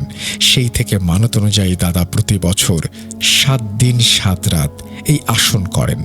দাদা তার ছেলে মেয়েদের কাছে ওসিয়াত রেখে গেছেন যেন তার পরে তার বড় ছেলেও এই আসনটি চলমান রাখে এবং পরের বংশধরকে এটা চলমান রাখার ওসিয়ত দেন। তারপর থেকে বছরের পর বছর আমরা এটা করে আসছি আর দাদার কথা মতো পীর সাহেবের দাসত্ব করছি। পীর সাহেব মারা যাবার পরেও আমার দাদার ওসিয়ত মতো এখানেই আছি। প্রতি বছরের মতো সেই বছর আমি একটা ঝোপ গাছে আসন করে ইবাদত করতে থাকি। সেদিন ছিল আমার আসনের শেষ রাত, কিন্তু এই ছেলে সেদিন তাল কুড়াতে আসে এবং ওই ঝোপ গাছটার ধারে। সেদিন এই ছেলে আমাদের আসন নিজের অজান্তেই নষ্ট করে ফেলে, যার ফলে আমার ইবাদত নষ্ট হয়ে যায়। দাদার করা মানতের খেয়ানত হয়। বছরের পর বছর চলতে থাকা মানত এই ছেলের জন্য নষ্ট হয়ে গিয়েছে। আমরা জাতির কাছে অপমানিত হয়েছি, আল্লাহর কাছে অপমানিত হয়েছি, তাই আমিও শোধ নিতে চাই। এই ছেলেকে আমি পদে পদে অপমানিত করব, তাকে দিয়ে আমি চুরি করিয়ে নেব, বোধ শক্তি নষ্ট করে দেব। কিন্তু একটা তাবিজের কারণে অনেক দিন আমি কিছু করতে পারছিলাম না। যখনই সে তাবিজটি খুলে ফেলেছে তখন থেকেই আমার প্রতিশোধ নেবার ইচ্ছে আবার জাগ্রত হয়েছে। আপনার সাথে যা ঘটেছে সেটার জন্য আমরা সবাই দুঃখিত। সে তো অবুঝ, না বুঝে এরকম একটা কিছু করে ফেলেছে। আপনি তাকে মাফ করে দেন। মাফ? কিসের মাফ? ওকে মাফ করলে কি আমার মাফ হবে? আমার জাতি, আমার আল্লাহ কি আমাকে মাফ করবেন? আমি চাইলে কিন্তু আপনাকে আপনার দাদার মতো বন্দি করতে পারি, কিন্তু আপনারা যেহেতু ভালো জিন, কারো কোনো ক্ষতি করেন না এবং আমার আল্লাহর ইবাদত করেন, তাই আমি চাই না আপনাদের কোনো ক্ষতি হোক। তাই আপনি ভালোই ভালোই ছেড়ে দিন, দরকার হলে কোনো কিছুর বিনিময়েও ছেড়ে দিন। বিনিময়? হ্যাঁ, বিনিময়। কি চান আপনি? কাফফারা। কাফফারা চাই আমি। কিসের কাফফারা? আর সেটা কিভাবে? যেহেতু 1 বছর আমাদের মানত কাজা হয়েছে, তাই এটা কাটানোর জন্য আল্লাহর দরবারে কাফফারা দিতে হবে। জুম্মাবারে আমার পক্ষ থেকে আল্লাহর নামে একটি খাসি জবাই করতে হবে এবং সিন্নি রান্না করে গরিব মিসকিনকে খাওয়াতে হবে। ছাগলের দুধ দিয়ে আমার আসনের জায়গাটা ধুয়ে দিতে হবে। তাহলেই এই ছেলেকে মুক্তি দেওয়া সম্ভব। আপনি যা চান সেটাই হবে। আপনার কাফফারা প্রদান করা হবে। আপনি আজকে এই ছেলেকে মুক্তি দেবেন ইনশাআল্লাহ। আসসালামু আলাইকুম। এই বলে রাশেদ আবার কাঁপতে কাঁপতে লুটিয়ে পড়ল। হুজুর বলল, আলহামদুলিল্লাহ, আপাতত বিপদ কেটে গেছে, তবে সামনে জুম্মায় আপনারা জিনের পক্ষে কাফফারা দিয়েন, ইনশাআল্লাহ আর কোনো সমস্যা হবে না। ওই রাতে রাশেদের আর ঘুম ভাঙেনি। পরদিন রাশেদকে অনেক প্রাণবন্ত লাগলো। পরের জুম্মায় জিনের কথা অনুযায়ী কাফফারা দেয়া হয় এবং আল্লাহর রহমতে আর কোনো সমস্যা হয়নি। রাশেদ এখন সুস্থ আছে। রাসেল ভাই, শুরুতেই বলেছিলাম গ্রাম এবং পুকুরের নামকরণের ইতিহাস ঘটনা শেষে বলবো। অনেকে হয়তো ইতোমধ্যে বুঝে গেছেন, কিন্তু যারা বোঝেননি তাদের জন্য। লোকমুখে কথিত আছে এই গ্রাম নাকি জঙ্গল ছিল। বহুকাল আগে কোনো এক পীর সাহেব এই জঙ্গলে থাকতে শুরু করেন এবং বিভিন্ন ধরনের রুহানি চিকিৎসা প্রদান করতে থাকেন। সেই রুহানি চিকিৎসায় উপকৃত হয়ে সকলে পীর সাহেবের ভক্ত হয়ে যান এবং এই গ্রামে বসতি স্থাপন করেন তিনি। এই পুকুরটি খনন করেন, সেই থেকে এই গ্রামের নাম দরবেশপুর এবং পুকুরের নাম দেয়া হয় পীর পুকুর। কথিত আছে সেই পীর সাহেবের নাকি অনেকগুলো জিন ছিল, সেগুলো তার গোলামি করত।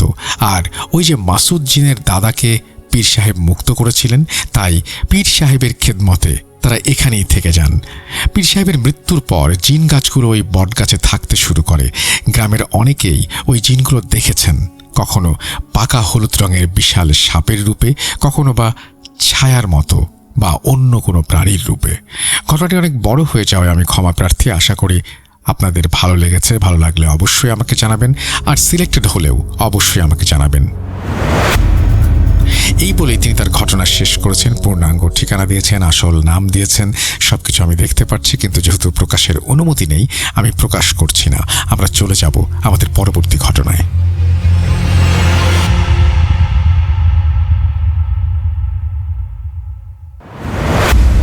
Welcome back. আশা করছি আপনারা সবাই ভালো আছেন এবং ভালোর দলে আছেন। আমিও ভালো আছি আর ভালোর দলেই আছি। পরের ঘটনায় যাব, তবে তার আগে দারুণ একটি খবর জানিয়ে দিতে চাই। 50 GB internet, 500 minute talk time, 30 দিন মাত্র 599 টাকায়। স্ট্রিম করে হারিয়ে যাও ভয়ের রাজ্য অচিনপুরে বন্ধুর সাথে। অফারটি পেতে ভিজিট করো মাই এয়ারটেল অ্যাপ অথবা ডায়াল করো *4*599#। আমরা চলে যাব আমাদের পরবর্তী ঘটনায়।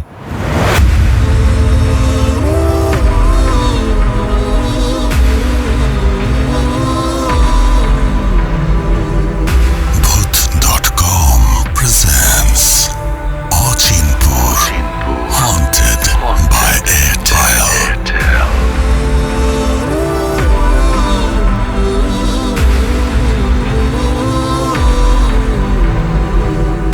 হারিয়ে যাই ভয়ের রাজ্যে অচিনপুরে বন্ধুর সাথে। Welcome back. আপনাদের সবাইকে স্বাগত জানাচ্ছি আমি রাসেল। আশা করছি আপনারা সবাই ভালো আছেন, ভালো কাটছে সময় ভয়ের রাজ্য অচিনপুরে বন্ধুর সাথে। নতুন একটা ঘটনায় যাব। এবার একটা অডিও ক্লিপ। আশা করছি প্রথম থেকে শেষ পর্যন্ত শুনবেন এবং উপভোগ করবেন প্রত্যেকটা মুহূর্ত। চলুন কথা না বাড়িয়ে সরাসরি ঘটনায় যাই। আসসালামু আলাইকুম ডিয়ার লিসেনার্স, আশা করি আপনারা সকলেই ভালো আছেন এবং সুস্থ আছেন। আমি মোহাম্মদ সাবিত আলম বলছি ময়মনসিংহ বিভাগ থেকে।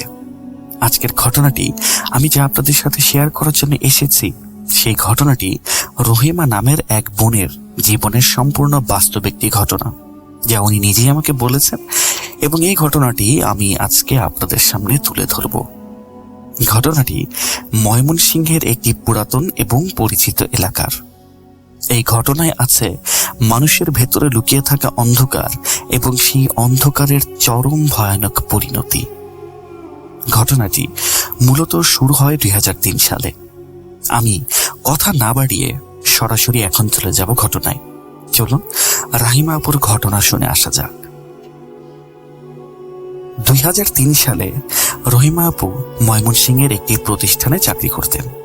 সেই প্রতিষ্ঠানে জহির সাহেব নামক একজন ব্যক্তি চাকরি করত ওনার সাথে এবং ওনার কলিগ ছিল। প্রতিদিন অফিসের কাজের সুবাদে ওনাদের দুজনের যোগাযোগটা বেশ ভালোই ছিল। কাজের বিষয়ে কথা বলতে বলতে ওনাদের মাঝে একটি চমৎকার বোঝাপড়াও তৈরি হয়। জহির সাহেব বয়সে রহিমা আপুর থেকে কিছুটা বড় ছিলেন, মোটামুটি 2 বছরের। রাহিমা আপুও অত্যন্ত পরিণতি বয়সেরই একজন নারী ছিলেন। ওনারা দুইজন নিজেদের পড়াশোনা শেষ করে নিজেদের পারিবারিক এবং আর্থিক সহ অন্যান্য যে কোনো দায়িত্ব পালন করছিলেন। দীর্ঘ সময় ধরে একসাথে থাকার পরে ওনারা দুইজনেই বিবাহ বন্ধনে আবদ্ধ হওয়ার সিদ্ধান্ত নেন। কিন্তু ওনারা যখন ওনাদের নিজ নিজ পরিবারে এই সিদ্ধান্তের কথা জানালেন, তখন উভয় পরিবারই এই বিয়েতে সম্মতি প্রদান করতে অস্বীকৃতি জানায়। রহিমা আপু ওনার বাবা মাকে অনেক বোঝানোর চেষ্টা করেন। জহির সাহেবও ওনার পরিবারকে অনেক বোঝানোর চেষ্টা করে, নানান তর্ক বিতর্ক হয়, কিন্তু কোনো পরিবারই ওনাদের কথা মানতে রাজি হন না। এরপর দুই পরিবারের মধ্যে একটা দীর্ঘ নীরবতা এবং টানাপোড়া শুরু হয়। এই গোমট পরিস্থিতি একটানা 2 বছর চলে। 2 বছর পর 2005 সালে এসে হঠাৎ করেই জহির সাহেবের পরিবার এই বিয়েতে রাজি হয়ে যান। রহিমা আপুও তখন পরিবারের অবস্থা বিবেচনা করে সম্মতি প্রদান করে দেন। এরপর দুই পরিবারের উপস্থিতিতে 2005 সালে ওনাদের বিয়ে সম্পন্ন হয়। বিয়ের পর রাহিমা আপু জহির সাহেবের ময়মনসিংহ বাড়িতে বসবাস করতে শুরু করেন। ওই বাড়িতে জহির সাহেবের মা বাবা এবং ওনার তালাকপ্রাপ্তা বোন সাজিয়া আপু বসবাস করতেন। সাজিয়া আপু বিয়ের পর মাত্র 2 বছর ওনার হাজবেন্ডের সাথে কাটিয়েছেন এবং এরপরই ওনাদের তালাক হয়ে যাওয়ার পরে উনি ফিরে এসে নিজেদের বাসায় আবার বসবাস করতে শুরু করেন।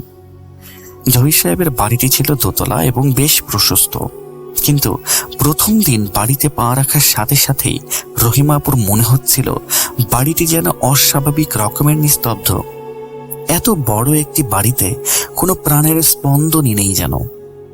চারদিকে শুধু এক ধরনের গুমট এবং ভারী পরিবেশ বিরাজ করে। নিচতলায় সবাই বসবাস করলেও জহির সাহেব নিজ উদ্যোগে দোতলায় রহিমা আপু এবং ওনার জন্য থাকার ব্যবস্থা করেছিলেন।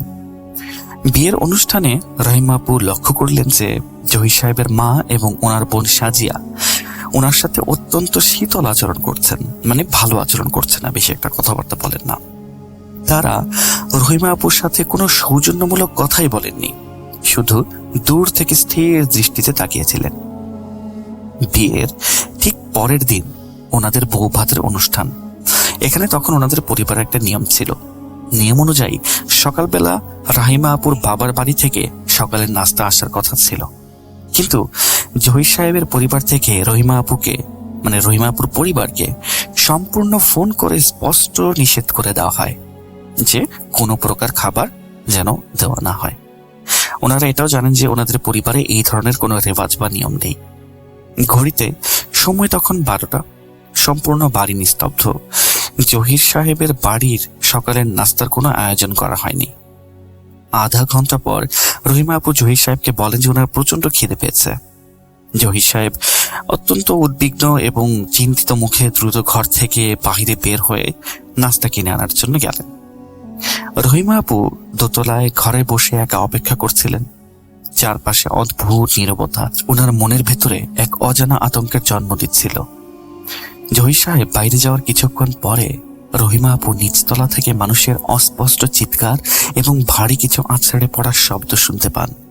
প্রথম কয়েক মিনিট তিনি চুপ করে ঘরের ভেতরেই বসেছিলেন, কিন্তু শব্দের মাত্রা ক্রমশ বৃদ্ধি পেতে থাকায় এবং গোঙানির মতো একটি আওয়াজ ভেসে আসায় তিনি ঘরের দরজা খুলে সিঁড়ির কাছে এসে দাঁড়ালেন।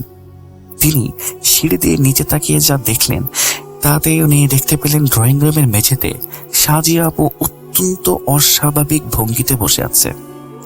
দৃশ্যটি স্বাভাবিক, কোনো অসুস্থতার মতো ছিল না। সাজিয়া আপু মেঝের উপর নিজের মাথা, হাত এবং পা প্রবল শক্তিতে আছড়াতে শুরু করলেন। মেঝেতে মাথা ঢুকে যাওয়ার মতো প্রচন্ড শব্দ দোতলা পর্যন্ত প্রতিধ্বনিত হচ্ছিল। ওনার সম্পূর্ণ শরীর এমন ভাবে বাঁকছিল এবং এমন ভাবে অঙ্গ প্রত্যঙ্গের অঙ্গভঙ্গি হচ্ছিল যা কোনো সাধারণ মানুষের পক্ষে পসিবল ছিল না। জহির সাহেব ততক্ষণে বাহিরে থেকে ফিরে এসেছেন এবং তিনি সাজিয়াপুর হাত দুটি ধরে ওনাকে স্থির করার চেষ্টা করছিলেন। জহির সাহেবের মা বাবা এবং বাড়িতে উপস্থিত অন্যান্য আত্মীয় স্বজন সাজিয়াপুর চারপাশ থেকে একটু দূরে বৃত্তাকার ভাবে দাঁড়িয়ে এই দৃশ্য দেখছিলেন। কারো চোখে কোনো উদ্যোগ নেই, কোনো উদ্বেগ নেই এবং এক ধরনের চাপা আতঙ্ক ছিল। অনেকের চোখে সেটাও ছিল না। ইট ওয়াজ ফিলিং লাইক যে তারা সবসময় এই জিনিসটার সাথে পরিচিত ছিলেন। কেউ সামনে এসে জহির ভাইকে সাহায্য করছেন না। রহিমা আপু মনে করেন যে সাজিয়াপুর হয়তো বা মৃগীরোগ বা এপিলেপটিক্যাল কোনো প্রবলেম হয়েছে। তিনি দ্রুত সিঁড়ি দিয়ে নিচে নেমে আসেন। তিনি জহির সাহেবের কাছে গিয়ে অত্যন্ত উচ্চ স্বরে বলেন জহির সাহেব ওনাকে দ্রুত ডাক্তারের কাছে নিয়ে যান। তো রহিমা আপু এই কথাটি উচ্চারণ করার পর ঠিক 1 সেকেন্ডের মধ্যে সাজিয়া আপু ওনার হাত পা ছোড়া সম্পূর্ণ বন্ধ করে দেন। ড্রয়িং রুমের সম্পূর্ণ পরিবেশ এক মুহূর্তের জন্য পেনড্রপ সাইলেন্সে পরিণত হয়। সাজিয়া আপু একটি প্রচন্ড ঝাঁকুনি দিয়ে মেঝের ওপর একেবারে সোজা হয়ে বসে পড়েন। ওনার মেরুদণ্ড এতটাই সোজা ছিল যে মনে হচ্ছিল অদৃশ্য কেউ সুতো দিয়ে ওনাকে টেনে ধরে বসিয়ে রেখেছেন। এরপর তিনি ঘাড় ঘুরিয়ে সরাসরি রহিমাপুর দিকে তাকালেন। ওনার চোখের মনি যেন একদম স্থির, চোখের কোনো পলক পড়ছে না।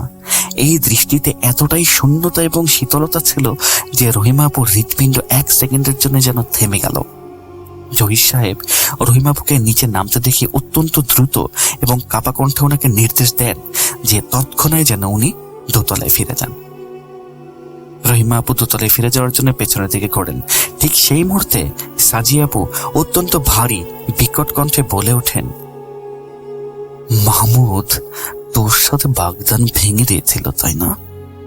তাই তুই ওকে ফাঁসিয়েছিস? ভালো করিসনি কাজটা। এই কণ্ঠস্বরটি কোনোভাবেই সাজিয়া আপুর নিজের গলা ছিল না। গলার স্বরটি ছিল দ্বৈত, যেন একই সাথে 2 বা 3 মানুষ কথা বলছে। এই কথাটি শোনার পর রহিমা আপু আর এক পাও সামনে এগোতে পারলেন না। তিনি পাথরের মতো স্থির হয়ে দাঁড়িয়ে রইলেন। মাহমুদ ছিলেন রহিমা আপুর এক আপন খালাতো ভাই। ছোটবেলায় পারিবারিকভাবে ওনাদের 2 জনের বিয়ের কথা চূড়ান্ত করা হয়েছিল। রহিমা আপু নিজে এই বিষয়ে কিছুই জানতেন না। রহিমা আপু যখন কলেজে প্রথম বর্ষে ভর্তি হন, তখন মাহমুদ এই বিয়ের সিদ্ধান্ত বাতিল করে দেন, কারণ তিনি অন্য এক নারীকে বিয়ে করতে চেয়েছিলেন। ওনার অন্য কোথাও পছন্দ ছিল। এই অত্যন্ত ব্যক্তিগত তথ্যটি সাজিয়া আপুর কোনোভাবেই জানার কথা ছিল না। ড্রয়িং রুম উপস্থিত সবাই রহিমা আপুর দিকে প্রশ্নবোধক চিহ্নতে তাকালেন। জহির সাহেব তখন পুনরায় অত্যন্ত কঠোর কণ্ঠে রহিমা আপুকে নির্দেশ দেন যেন তিনি দোতলায় চলে যান। রহিমা আপু দ্রুত সিঁড়ি বেয়ে দোতলায় ওনার ঘরে প্রবেশ করলেন। কিছুক্ষণ পর জহির সাহেব হাতে নাস্তার ট্রে নিয়ে ঘরে প্রবেশ করলেন। ওনারা দুজনে কোনো কথা না বলে নীরবে নাস্তা করলেন। ঘরের ভেতরের পরিবেশ অত্যন্ত ভারী এবং শ্বাসরুদ্ধকর। নাস্তা শেষ হওয়ার পরে রহিমা আপু নিজেই জহির সাহেবকে মাহমুদের সম্পূর্ণ বিষয়টি বিস্তারিত খুলে বলেন। জহির সাহেব অত্যন্ত মনোযোগ সহকারে সম্পূর্ণ কথা শোনেন এবং রহিমা আপুকে কোনো প্রকার দোষারোপ করেন না। এরপর জহির সাহেব রহিমা আপুকে সাজিয়া আপুর জীবনের সম্পূর্ণ ভয়াবহ ঘটনাটি বলতে শুরু করেন। জহির সাহেব জানান যে সাজিয়া আপুর বিয়ের 1 সপ্তাহ পরে তিনি একটি দাওয়াত খেয়ে ওনার শ্বশুর বাড়িতে ফিরে আসেন। শ্বশুর বাড়িতে ফিরে আসার পর রাত গভীর হলে তিনি হঠাৎ করে অত্যন্ত আক্রমণাত্মক বা অ্যাগ্রেসিভ আচরণ শুরু করেন। তিনি ওনার স্বামী এবং শ্বশুর শাশুড়িকে শারীরিকভাবে আঘাত করেনি এবং গালাগালি পর্যন্ত করেন। ওনার শরীরে তখন অত্যন্ত অস্বাভাবিক রকমের শক্তি বিরাজ করছিল। 3 জন প্রাপ্তবয়স্ক পুরুষ মিলেও ওনাকে চেপে ধরে রাখতে পারছিলেন না। তিনি একটানা একটি পশুর মতো গর্জন করছিলেন, উচ্চারণ করছিলেন এমন এমন বিভিন্ন টাইপের কথা যা সবাই বুঝতে পারেনি, এবং ডিমান্ড করছিলেন যে ওনাকে এক্ষুনি যেন তালাক দেওয়া হয়। পরিস্থিতি নিয়ন্ত্রণের বাইরে চলে গেলে সাজিয়া আপুর শ্বশুরবাড়ির লোকজন জহির সাহেব এবং ওনার বাবাকে সেখানে ডেকে পাঠান। ওনারা অভিযোগ করেন যে জহির সাহেবের পরিবার একটি অসুস্থ মেয়েকে তাদের ছেলেদের সাথে বিয়ে দিয়েছে। এরপর তারা সাজিয়া আপুকে তালাক দিয়ে জহির সাহেবের সাথে ফেরত পাঠিয়ে দেন। সাজিয়া আপু এই তালাকের সিদ্ধান্তে অত্যন্ত আনন্দ প্রকাশ করেছিলেন এবং ওই রাতে তিনি সম্পূর্ণ সুস্থ মানুষের মতোই আচরণ করেছিলেন। জহির সাহেব আরো জানান যে ওনারা সাজিয়া আপুকে অনেক চিকিৎসকের কাছে নিয়ে গিয়েছিলেন। অনেক চিকিৎসার পর সাজিয়া আপু এই আক্রমণাত্মক আচরণের মাত্রা কিছুটা হ্রাস পায়। জহির সাহেব রহিমা আপুকে স্পষ্টভাবে বুঝিয়ে দেন যে সাজিয়া আপু যখন ওই অস্বাভাবিক অবস্থায় থাকে তখন তিনি নিজের ইচ্ছায় কিছুই বলেন না। ওনার উপর অত্যন্ত ক্ষতিকর একটি অশুভ জিন ভর করে। এই জিনটি মানুষের অজানা এবং গোপন তথ্যগুলো সবার সামনে প্রকাশ করে দেয়, এবং এই জিনটির উপস্থিতির কারণেই বাড়ির ভেতরে সবসময় একটি অশুভ ছায়া বিরাজ করে। জহির সাহেব রহিমা আপুকে অত্যন্ত কড়া নির্দেশ দেন যে রহিমা আপু সবসময় যেন দোতলায় থাকেন এবং নিচতলার কোনো বিষয়ে যেন উনি অংশগ্রহণ না করেন এবং মাথা না ঘামান। এই ঘটনার পর রহিমা আপু অফিস থেকে বেশ কিছুদিনের ছুটি নেন। এই ছুটির দিনগুলোতেও ওনার শাশুড়ি ওনার সাথে একটিবারের জন্য ভালোভাবে কথা বলেননি। সাজিয়া আপুকে রহিমা আপু সবসময় এড়িয়ে চলতেন। ওনার শাশুড়ি এবং সাজিয়া আপু সুযোগ পেলেই রহিমা আপুকে মানসিকভাবে হেনস্থা করতেন। ওনারা রহিমা আপুকে বিনা কারণে অপমান করতেন। এক পর্যায়ে ওনারা রহিমা আপুর বিরুদ্ধে জাদু টোনার করার মিথ্যা অভিযোগ পর্যন্ত উত্থাপন করেন। কিন্তু জহির সাহেব সবসময় রহিমা আপুর পক্ষেই অবলম্বন ছিলেন। তিনি ওনার মাকে সরাসরি জানিয়ে দেন যে তিনি সবকিছু জানেন এবং ওনারা যে রহিমা আপুর কাছ থেকে দূরে দূরে আছেন এবং দোষারোপ করছেন এই সবকিছু ওনার জানা। জহির সাহেবের এই হস্তক্ষেপের পরে বাড়িতে সাময়িক একটি থমথমে অশান্তকর পরিবেশের সৃষ্টি হয়। রহিমা আপু এই সমস্ত অপমান নীরবেই সহ্য করে নেন। এরপর রহিমা আপু 2টি সন্তানের জন্ম দেন। দ্বিতীয় সন্তানের জন্মের পর উনি চাকরিটি ছেড়ে দেন এবং বাড়িতে সন্তানদের লালন পালনের দায়িত্ব নিয়ে নেন। সাজিয়াপুর অবস্থা আগের মতোই চলতে থাকে। তিনি মাসে বেশ কয়েকদিন সম্পূর্ণ সুস্থ থাকেন এবং এরপরে ওনার উপরে জিনের প্রভাব দেখা যেতে শুরু করে। রহিমা আপু হিসেব করে বের করলেন যে চন্দ্র মাসের তারিখ বাড়ার সাথে সাথেই, অর্থাৎ পূর্ণিমার সময় ঘনিয়ে আসার সাথে সাথেই সাজিয়া আপুর উপরে ওই জিনের মাত্রাটা বৃদ্ধি পায়। এই সময়গুলোতে বাড়ির বাতাস যেন বরফের মতো ঠান্ডা হয়ে যেত এবং এক ধরনের বাজে গন্ধ সম্পূর্ণ বাড়িতে ছড়িয়ে পড়ত। রহিমা আপু ওই নির্দিষ্ট দিনগুলোতে ওনার বাচ্চাদের কোনোভাবেই নিচতলায় যেতে দিতেন না। তিনি অফিসে যাওয়ার সময় বাচ্চাদের ওনার মায়ের বাড়িতে রেখে যেতেন, যেই টাইম উনি অফিস করতেন আর কি। এরপর তিনি চাকরি ছেড়ে দেন। রহিমা আপুর প্রথম সন্তান গর্ভাবস্থায় থাকা 9 মাসের সময় সাজিয়াপুর আচরণে একটি অদ্ভুত এবং গা ছমছমে পরিবর্তন আসে। সাজিয়াপু হঠাৎ করে রহিমা আপুর প্রতি অত্যন্ত সদয় আচরণ করতে শুরু করেন। রহিমা আপু ওনাকে এড়িয়ে যাওয়ার চেষ্টা করলেও সাজিয়া আপু ওনার ছায়ার মতো পিছু নিতেন। অনেক রাতে যখন চারদিক একেবারে নিস্তব্ধ, সাজিয়া আপু নিঃশব্দে পায়ে দোতলায় এসে রহিমা আপুর ঘরের দরজায় মৃদু আঘাত করতেন। রহিমা আপু দরজা খুললে সাজিয়া আপু কোনো কথাই বলতেন না, শুধু এক দৃষ্টিতে রহিমা আপুর ফুলে ওঠা পেটের দিকে তাকিয়ে থাকতেন। ওনার দৃষ্টিতে এমন কিছু একটা ছিল যা দেখলে মনে হতো তিনি কোনো নির্দিষ্ট কোনো কিছুর জন্য অপেক্ষা করছেন। রহিমা আপু প্রথম সন্তান জন্মের পরে সাজিয়া আপু প্রায় দোতলায় বাচ্চাদের সাথে খেলতে আসতেন। জহির সাহেব তখন রহিমা আপুকে বলতেন তিনি যেন সাজিয়া আপুকে বাধা না দেন। রহিমা আপু প্রথম সন্তানের বয়স যখন 3 মাস, তখন এক রাতে ঘটে যায় এক ভয়ানক ঘটনা। চারদিকে গভীর অন্ধকারে ঢাকা। সাজিয়া আপু দোতলায় আসেন।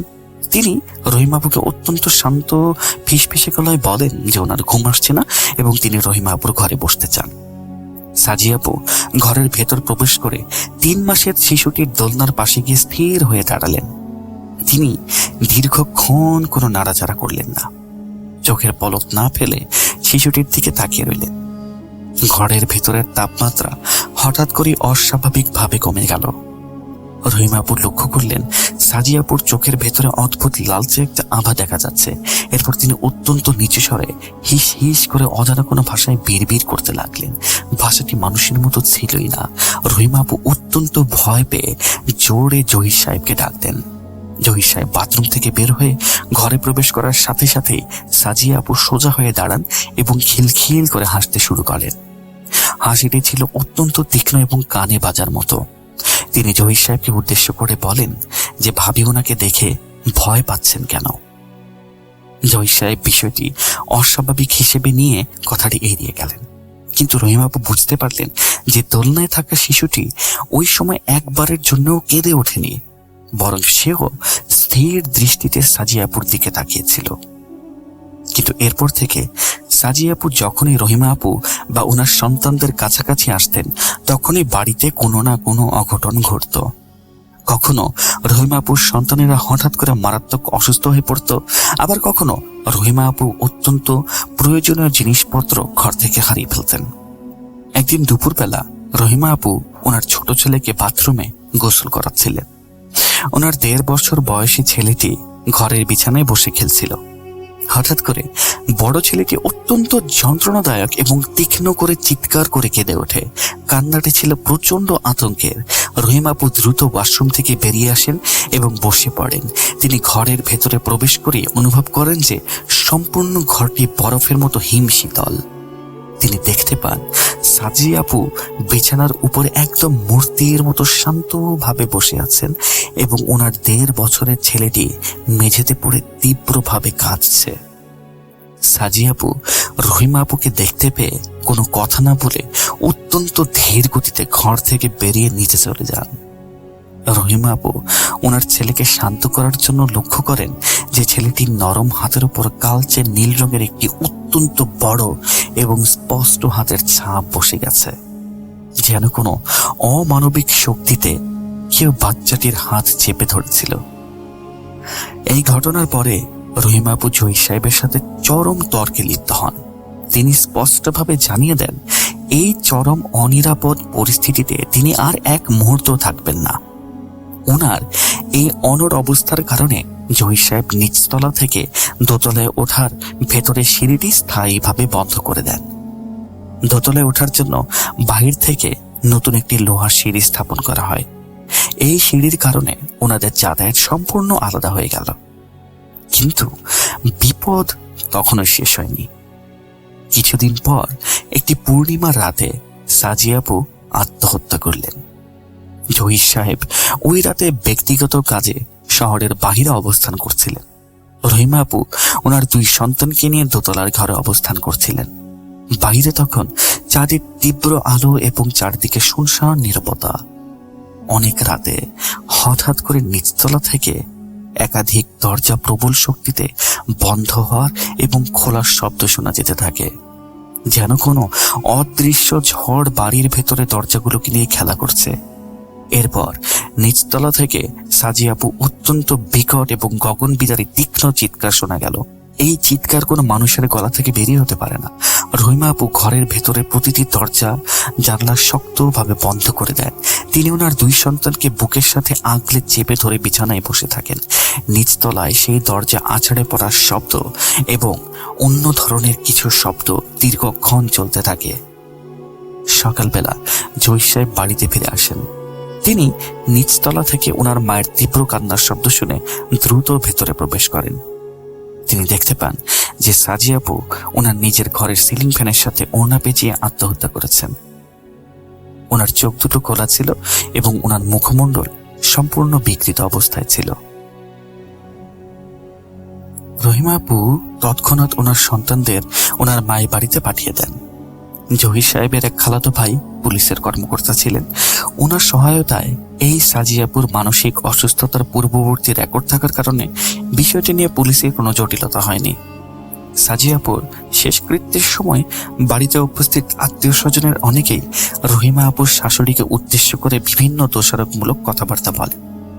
একজন বয়স্ক নারী অত্যন্ত গম্ভীর মুখে মন্তব্য করেন যে রহিমা আপুর শাশুড়ি অতীতে যে জঘন্য বীজ বুনেছিলেন, আজ সেই বীজে বিষাক্ত ফল উনি নিজেই ভোগ করছেন।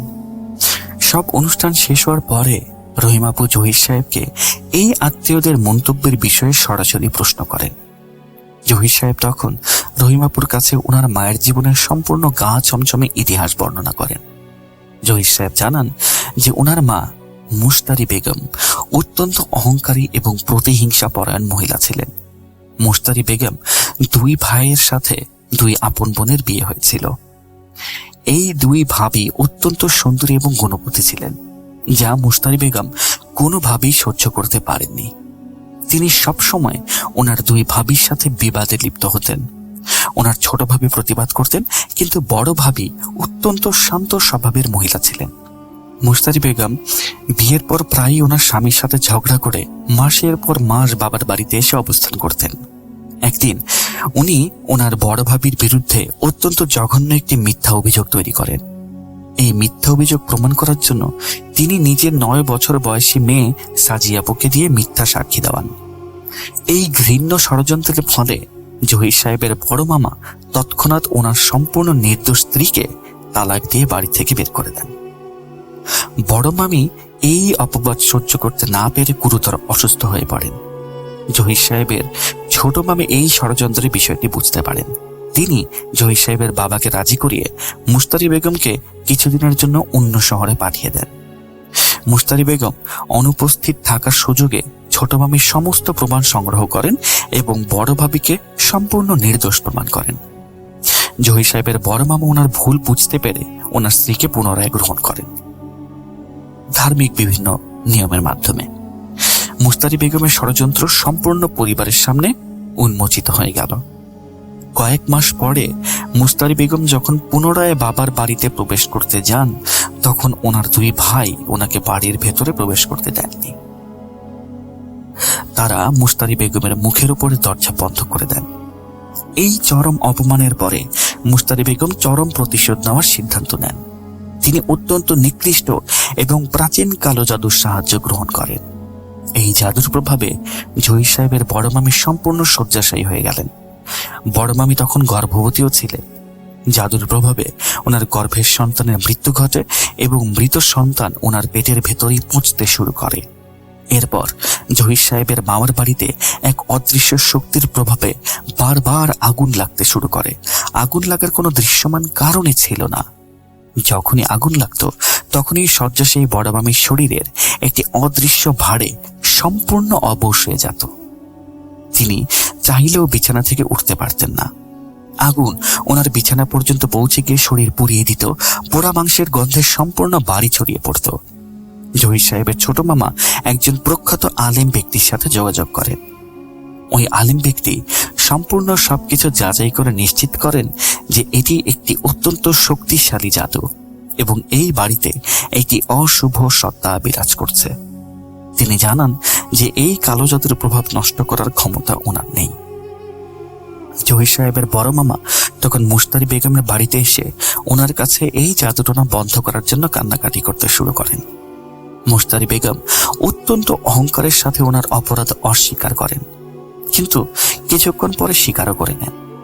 তিনি ওনার ভাইকে নির্দেশ দেন যেন তিনি ওনার স্ত্রীকে পুনরায় তালাক দেন। এরপর জহির সাহেবের মামার ওই আলেম ব্যক্তিকে সাথে নিয়ে মুস্তারি বেগমের বাড়িতে উপস্থিত হলেন। মুস্তারি বেগম ওই আলেম ব্যক্তিকে চরমভাবে অপমান করেন এবং ওনার সিদ্ধান্ত থেকে সরে আসতে অস্বীকৃতি জানান। তখন এই আলেম ব্যক্তি মুস্তারি বেগমকে উদ্দেশ্য করে কঠোর স্বরে বলেন, ওই নির্দোষ নারীটির জীবন অত্যন্ত কষ্টে কাটলেও ওনার মৃত্যুটা কিন্তু সহজ হবে, কিন্তু আপনার জীবন এভাবে সুন্দর কাটলে আপনার মৃত্যু হবে ভয়ানক, যন্ত্রণাদায়ক এবং শিক্ষণীয়। আপনি মারা যাবেন এবং দেখবেন পরবর্তীকালে আপনার জন্য কি অপেক্ষা করছে। আপনি একজন জঘন্য পাপী মহিলা। এর কিছুদিন পরে জহির সাহেবের বড় মামি মৃত্যুবরণ করেন এবং এই মৃত্যুর সংবাদ শুনে মুস্তারি বেগম অত্যন্ত আনন্দ প্রকাশ করেছিলেন। জহির সাহেব জানান যে সাজিয়া আপু যখন জিনের প্রভাবে থাকতেন তখন তিনি সম্পূর্ণ পরিবারের সামনে মুস্তারি বেগমের সমস্ত অতীত অপরাধের কথা চিৎকার করে বর্ণনা করতেন। সাজিয়া আপুর মৃত্যুর পর মুস্তারি বেগম সম্পূর্ণ শয্যাশায়ী হয়ে গেলেন। ওনার শরীরে নড়াচড়া করার ক্ষমতা বিলুপ্ত হয়ে গেল। তিনি বিছানায় শুয়ে চরম যন্ত্রণায় পশুর মতো চিৎকার করতেন। ওনার এই চিৎকারের যন্ত্রণা এবং মৃত্যু যন্ত্রণা ছিল দেখার মতো ভয়াবহ। তিনি বারবার একটি কথাই উচ্চারণ করতেন যে বাবাজি এসেছে, উনি খুব রাগান্বিত। তিনি বারবার ওনার ভাবিকে উদ্দেশ্য করে শূন্যে বাতাসে হাত ছুড়তেন যেন ওনাকে রক্ষা করা হয়। মুস্তারি বেগমকে নল দিয়ে তরল খাবার প্রদান করা হতো। জীবিত অবস্থাতেই ওনার শরীর পচতে শুরু করেছিল এবং ওনার শরীর থেকে মৃত প্রাণীর মতো পচা মাংসের অত্যন্ত বাজে দুর্গন্ধ আসত। সেই দুর্গন্ধে ওনার ঘরে প্রবেশ করাটাই দায় হয়ে গিয়েছিল। জহির সাহেব মায়ের এই অমানবিক কষ্ট সহ্য করতে না পেরে ওনার মামাদের সাথে যোগাযোগের চেষ্টা করেন, কিন্তু ওনার মামারা তখন দেশ ত্যাগ করে অন্য দেশে চলে গিয়েছেন। এরপর জহির সাহেব ওই আলেম ব্যক্তির আস্তানায় গমন করলেন। ওই আলেম ব্যক্তিও তখন আর জীবিত ছিলেন না। ওনার স্থানে ওনার উত্তরসূরি অবস্থান করছিলেন। জহির সাহেব ওনাকে সম্পূর্ণ ঘটনাটি খুলে বলেন। ওই ব্যক্তি তখন একটি ডায়েরি বের করে জহির সাহেবকে প্রদর্শন করেন। ওই ডায়েরিতে লেখা ছিল যে মুস্তারি বেগম যে তান্ত্রিকের মাধ্যমে জাদু করিয়েছিল সেটি ছিল ওই তান্ত্রিকের জীবনের শেষ কাজ। ওই ব্যক্তি জহির সাহেবকে বলেন যে মুস্তারি বেগম 3টি ক্ষমাহীন অপরাধ করেছেন। তিনি কালো জাদু করেছেন, তিনি একজন গর্ভবতী নারী এবং ওনার সন্তানকে হত্যা করেছেন এবং তিনি আল্লাহর সতর্কবাণী অহংকার ভরে প্রত্যাখ্যান করেছেন। ওই ব্যক্তি জহির সাহেবকে স্পষ্টভাবে জানিয়ে দেন এই সমস্যার কোনো সমাধান পৃথিবীতেই নেই। এটি মুস্তারি বেগমের কর্মফল এবং ওনার ভয়াবহ পরিণতি এবার ভোগ করতেই হবে। জহির সাহেব সম্পূর্ণ হতাশ হয়ে বাড়ি ফেরেন।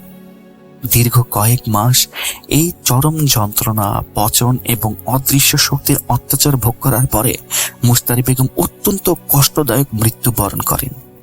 ওনার মৃত্যু এতটাই ভয়ঙ্কর ছিল যে মৃত্যুর সময় ওনার আশেপাশে যারাই ছিল তারা ভয়ে কেঁদেছিলেন, কষ্টে কাঁদেননি।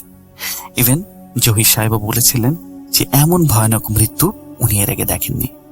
এখন পর্যন্ত রাত্রেবেলা যখন উনি ঘুমাতে যান, ওনার মায়ের এই মৃত্যুর সময়ের নাইটমেয়ার ওনাকে ঘুমাতে দেন না। এই ছিল আজকের ঘটনা।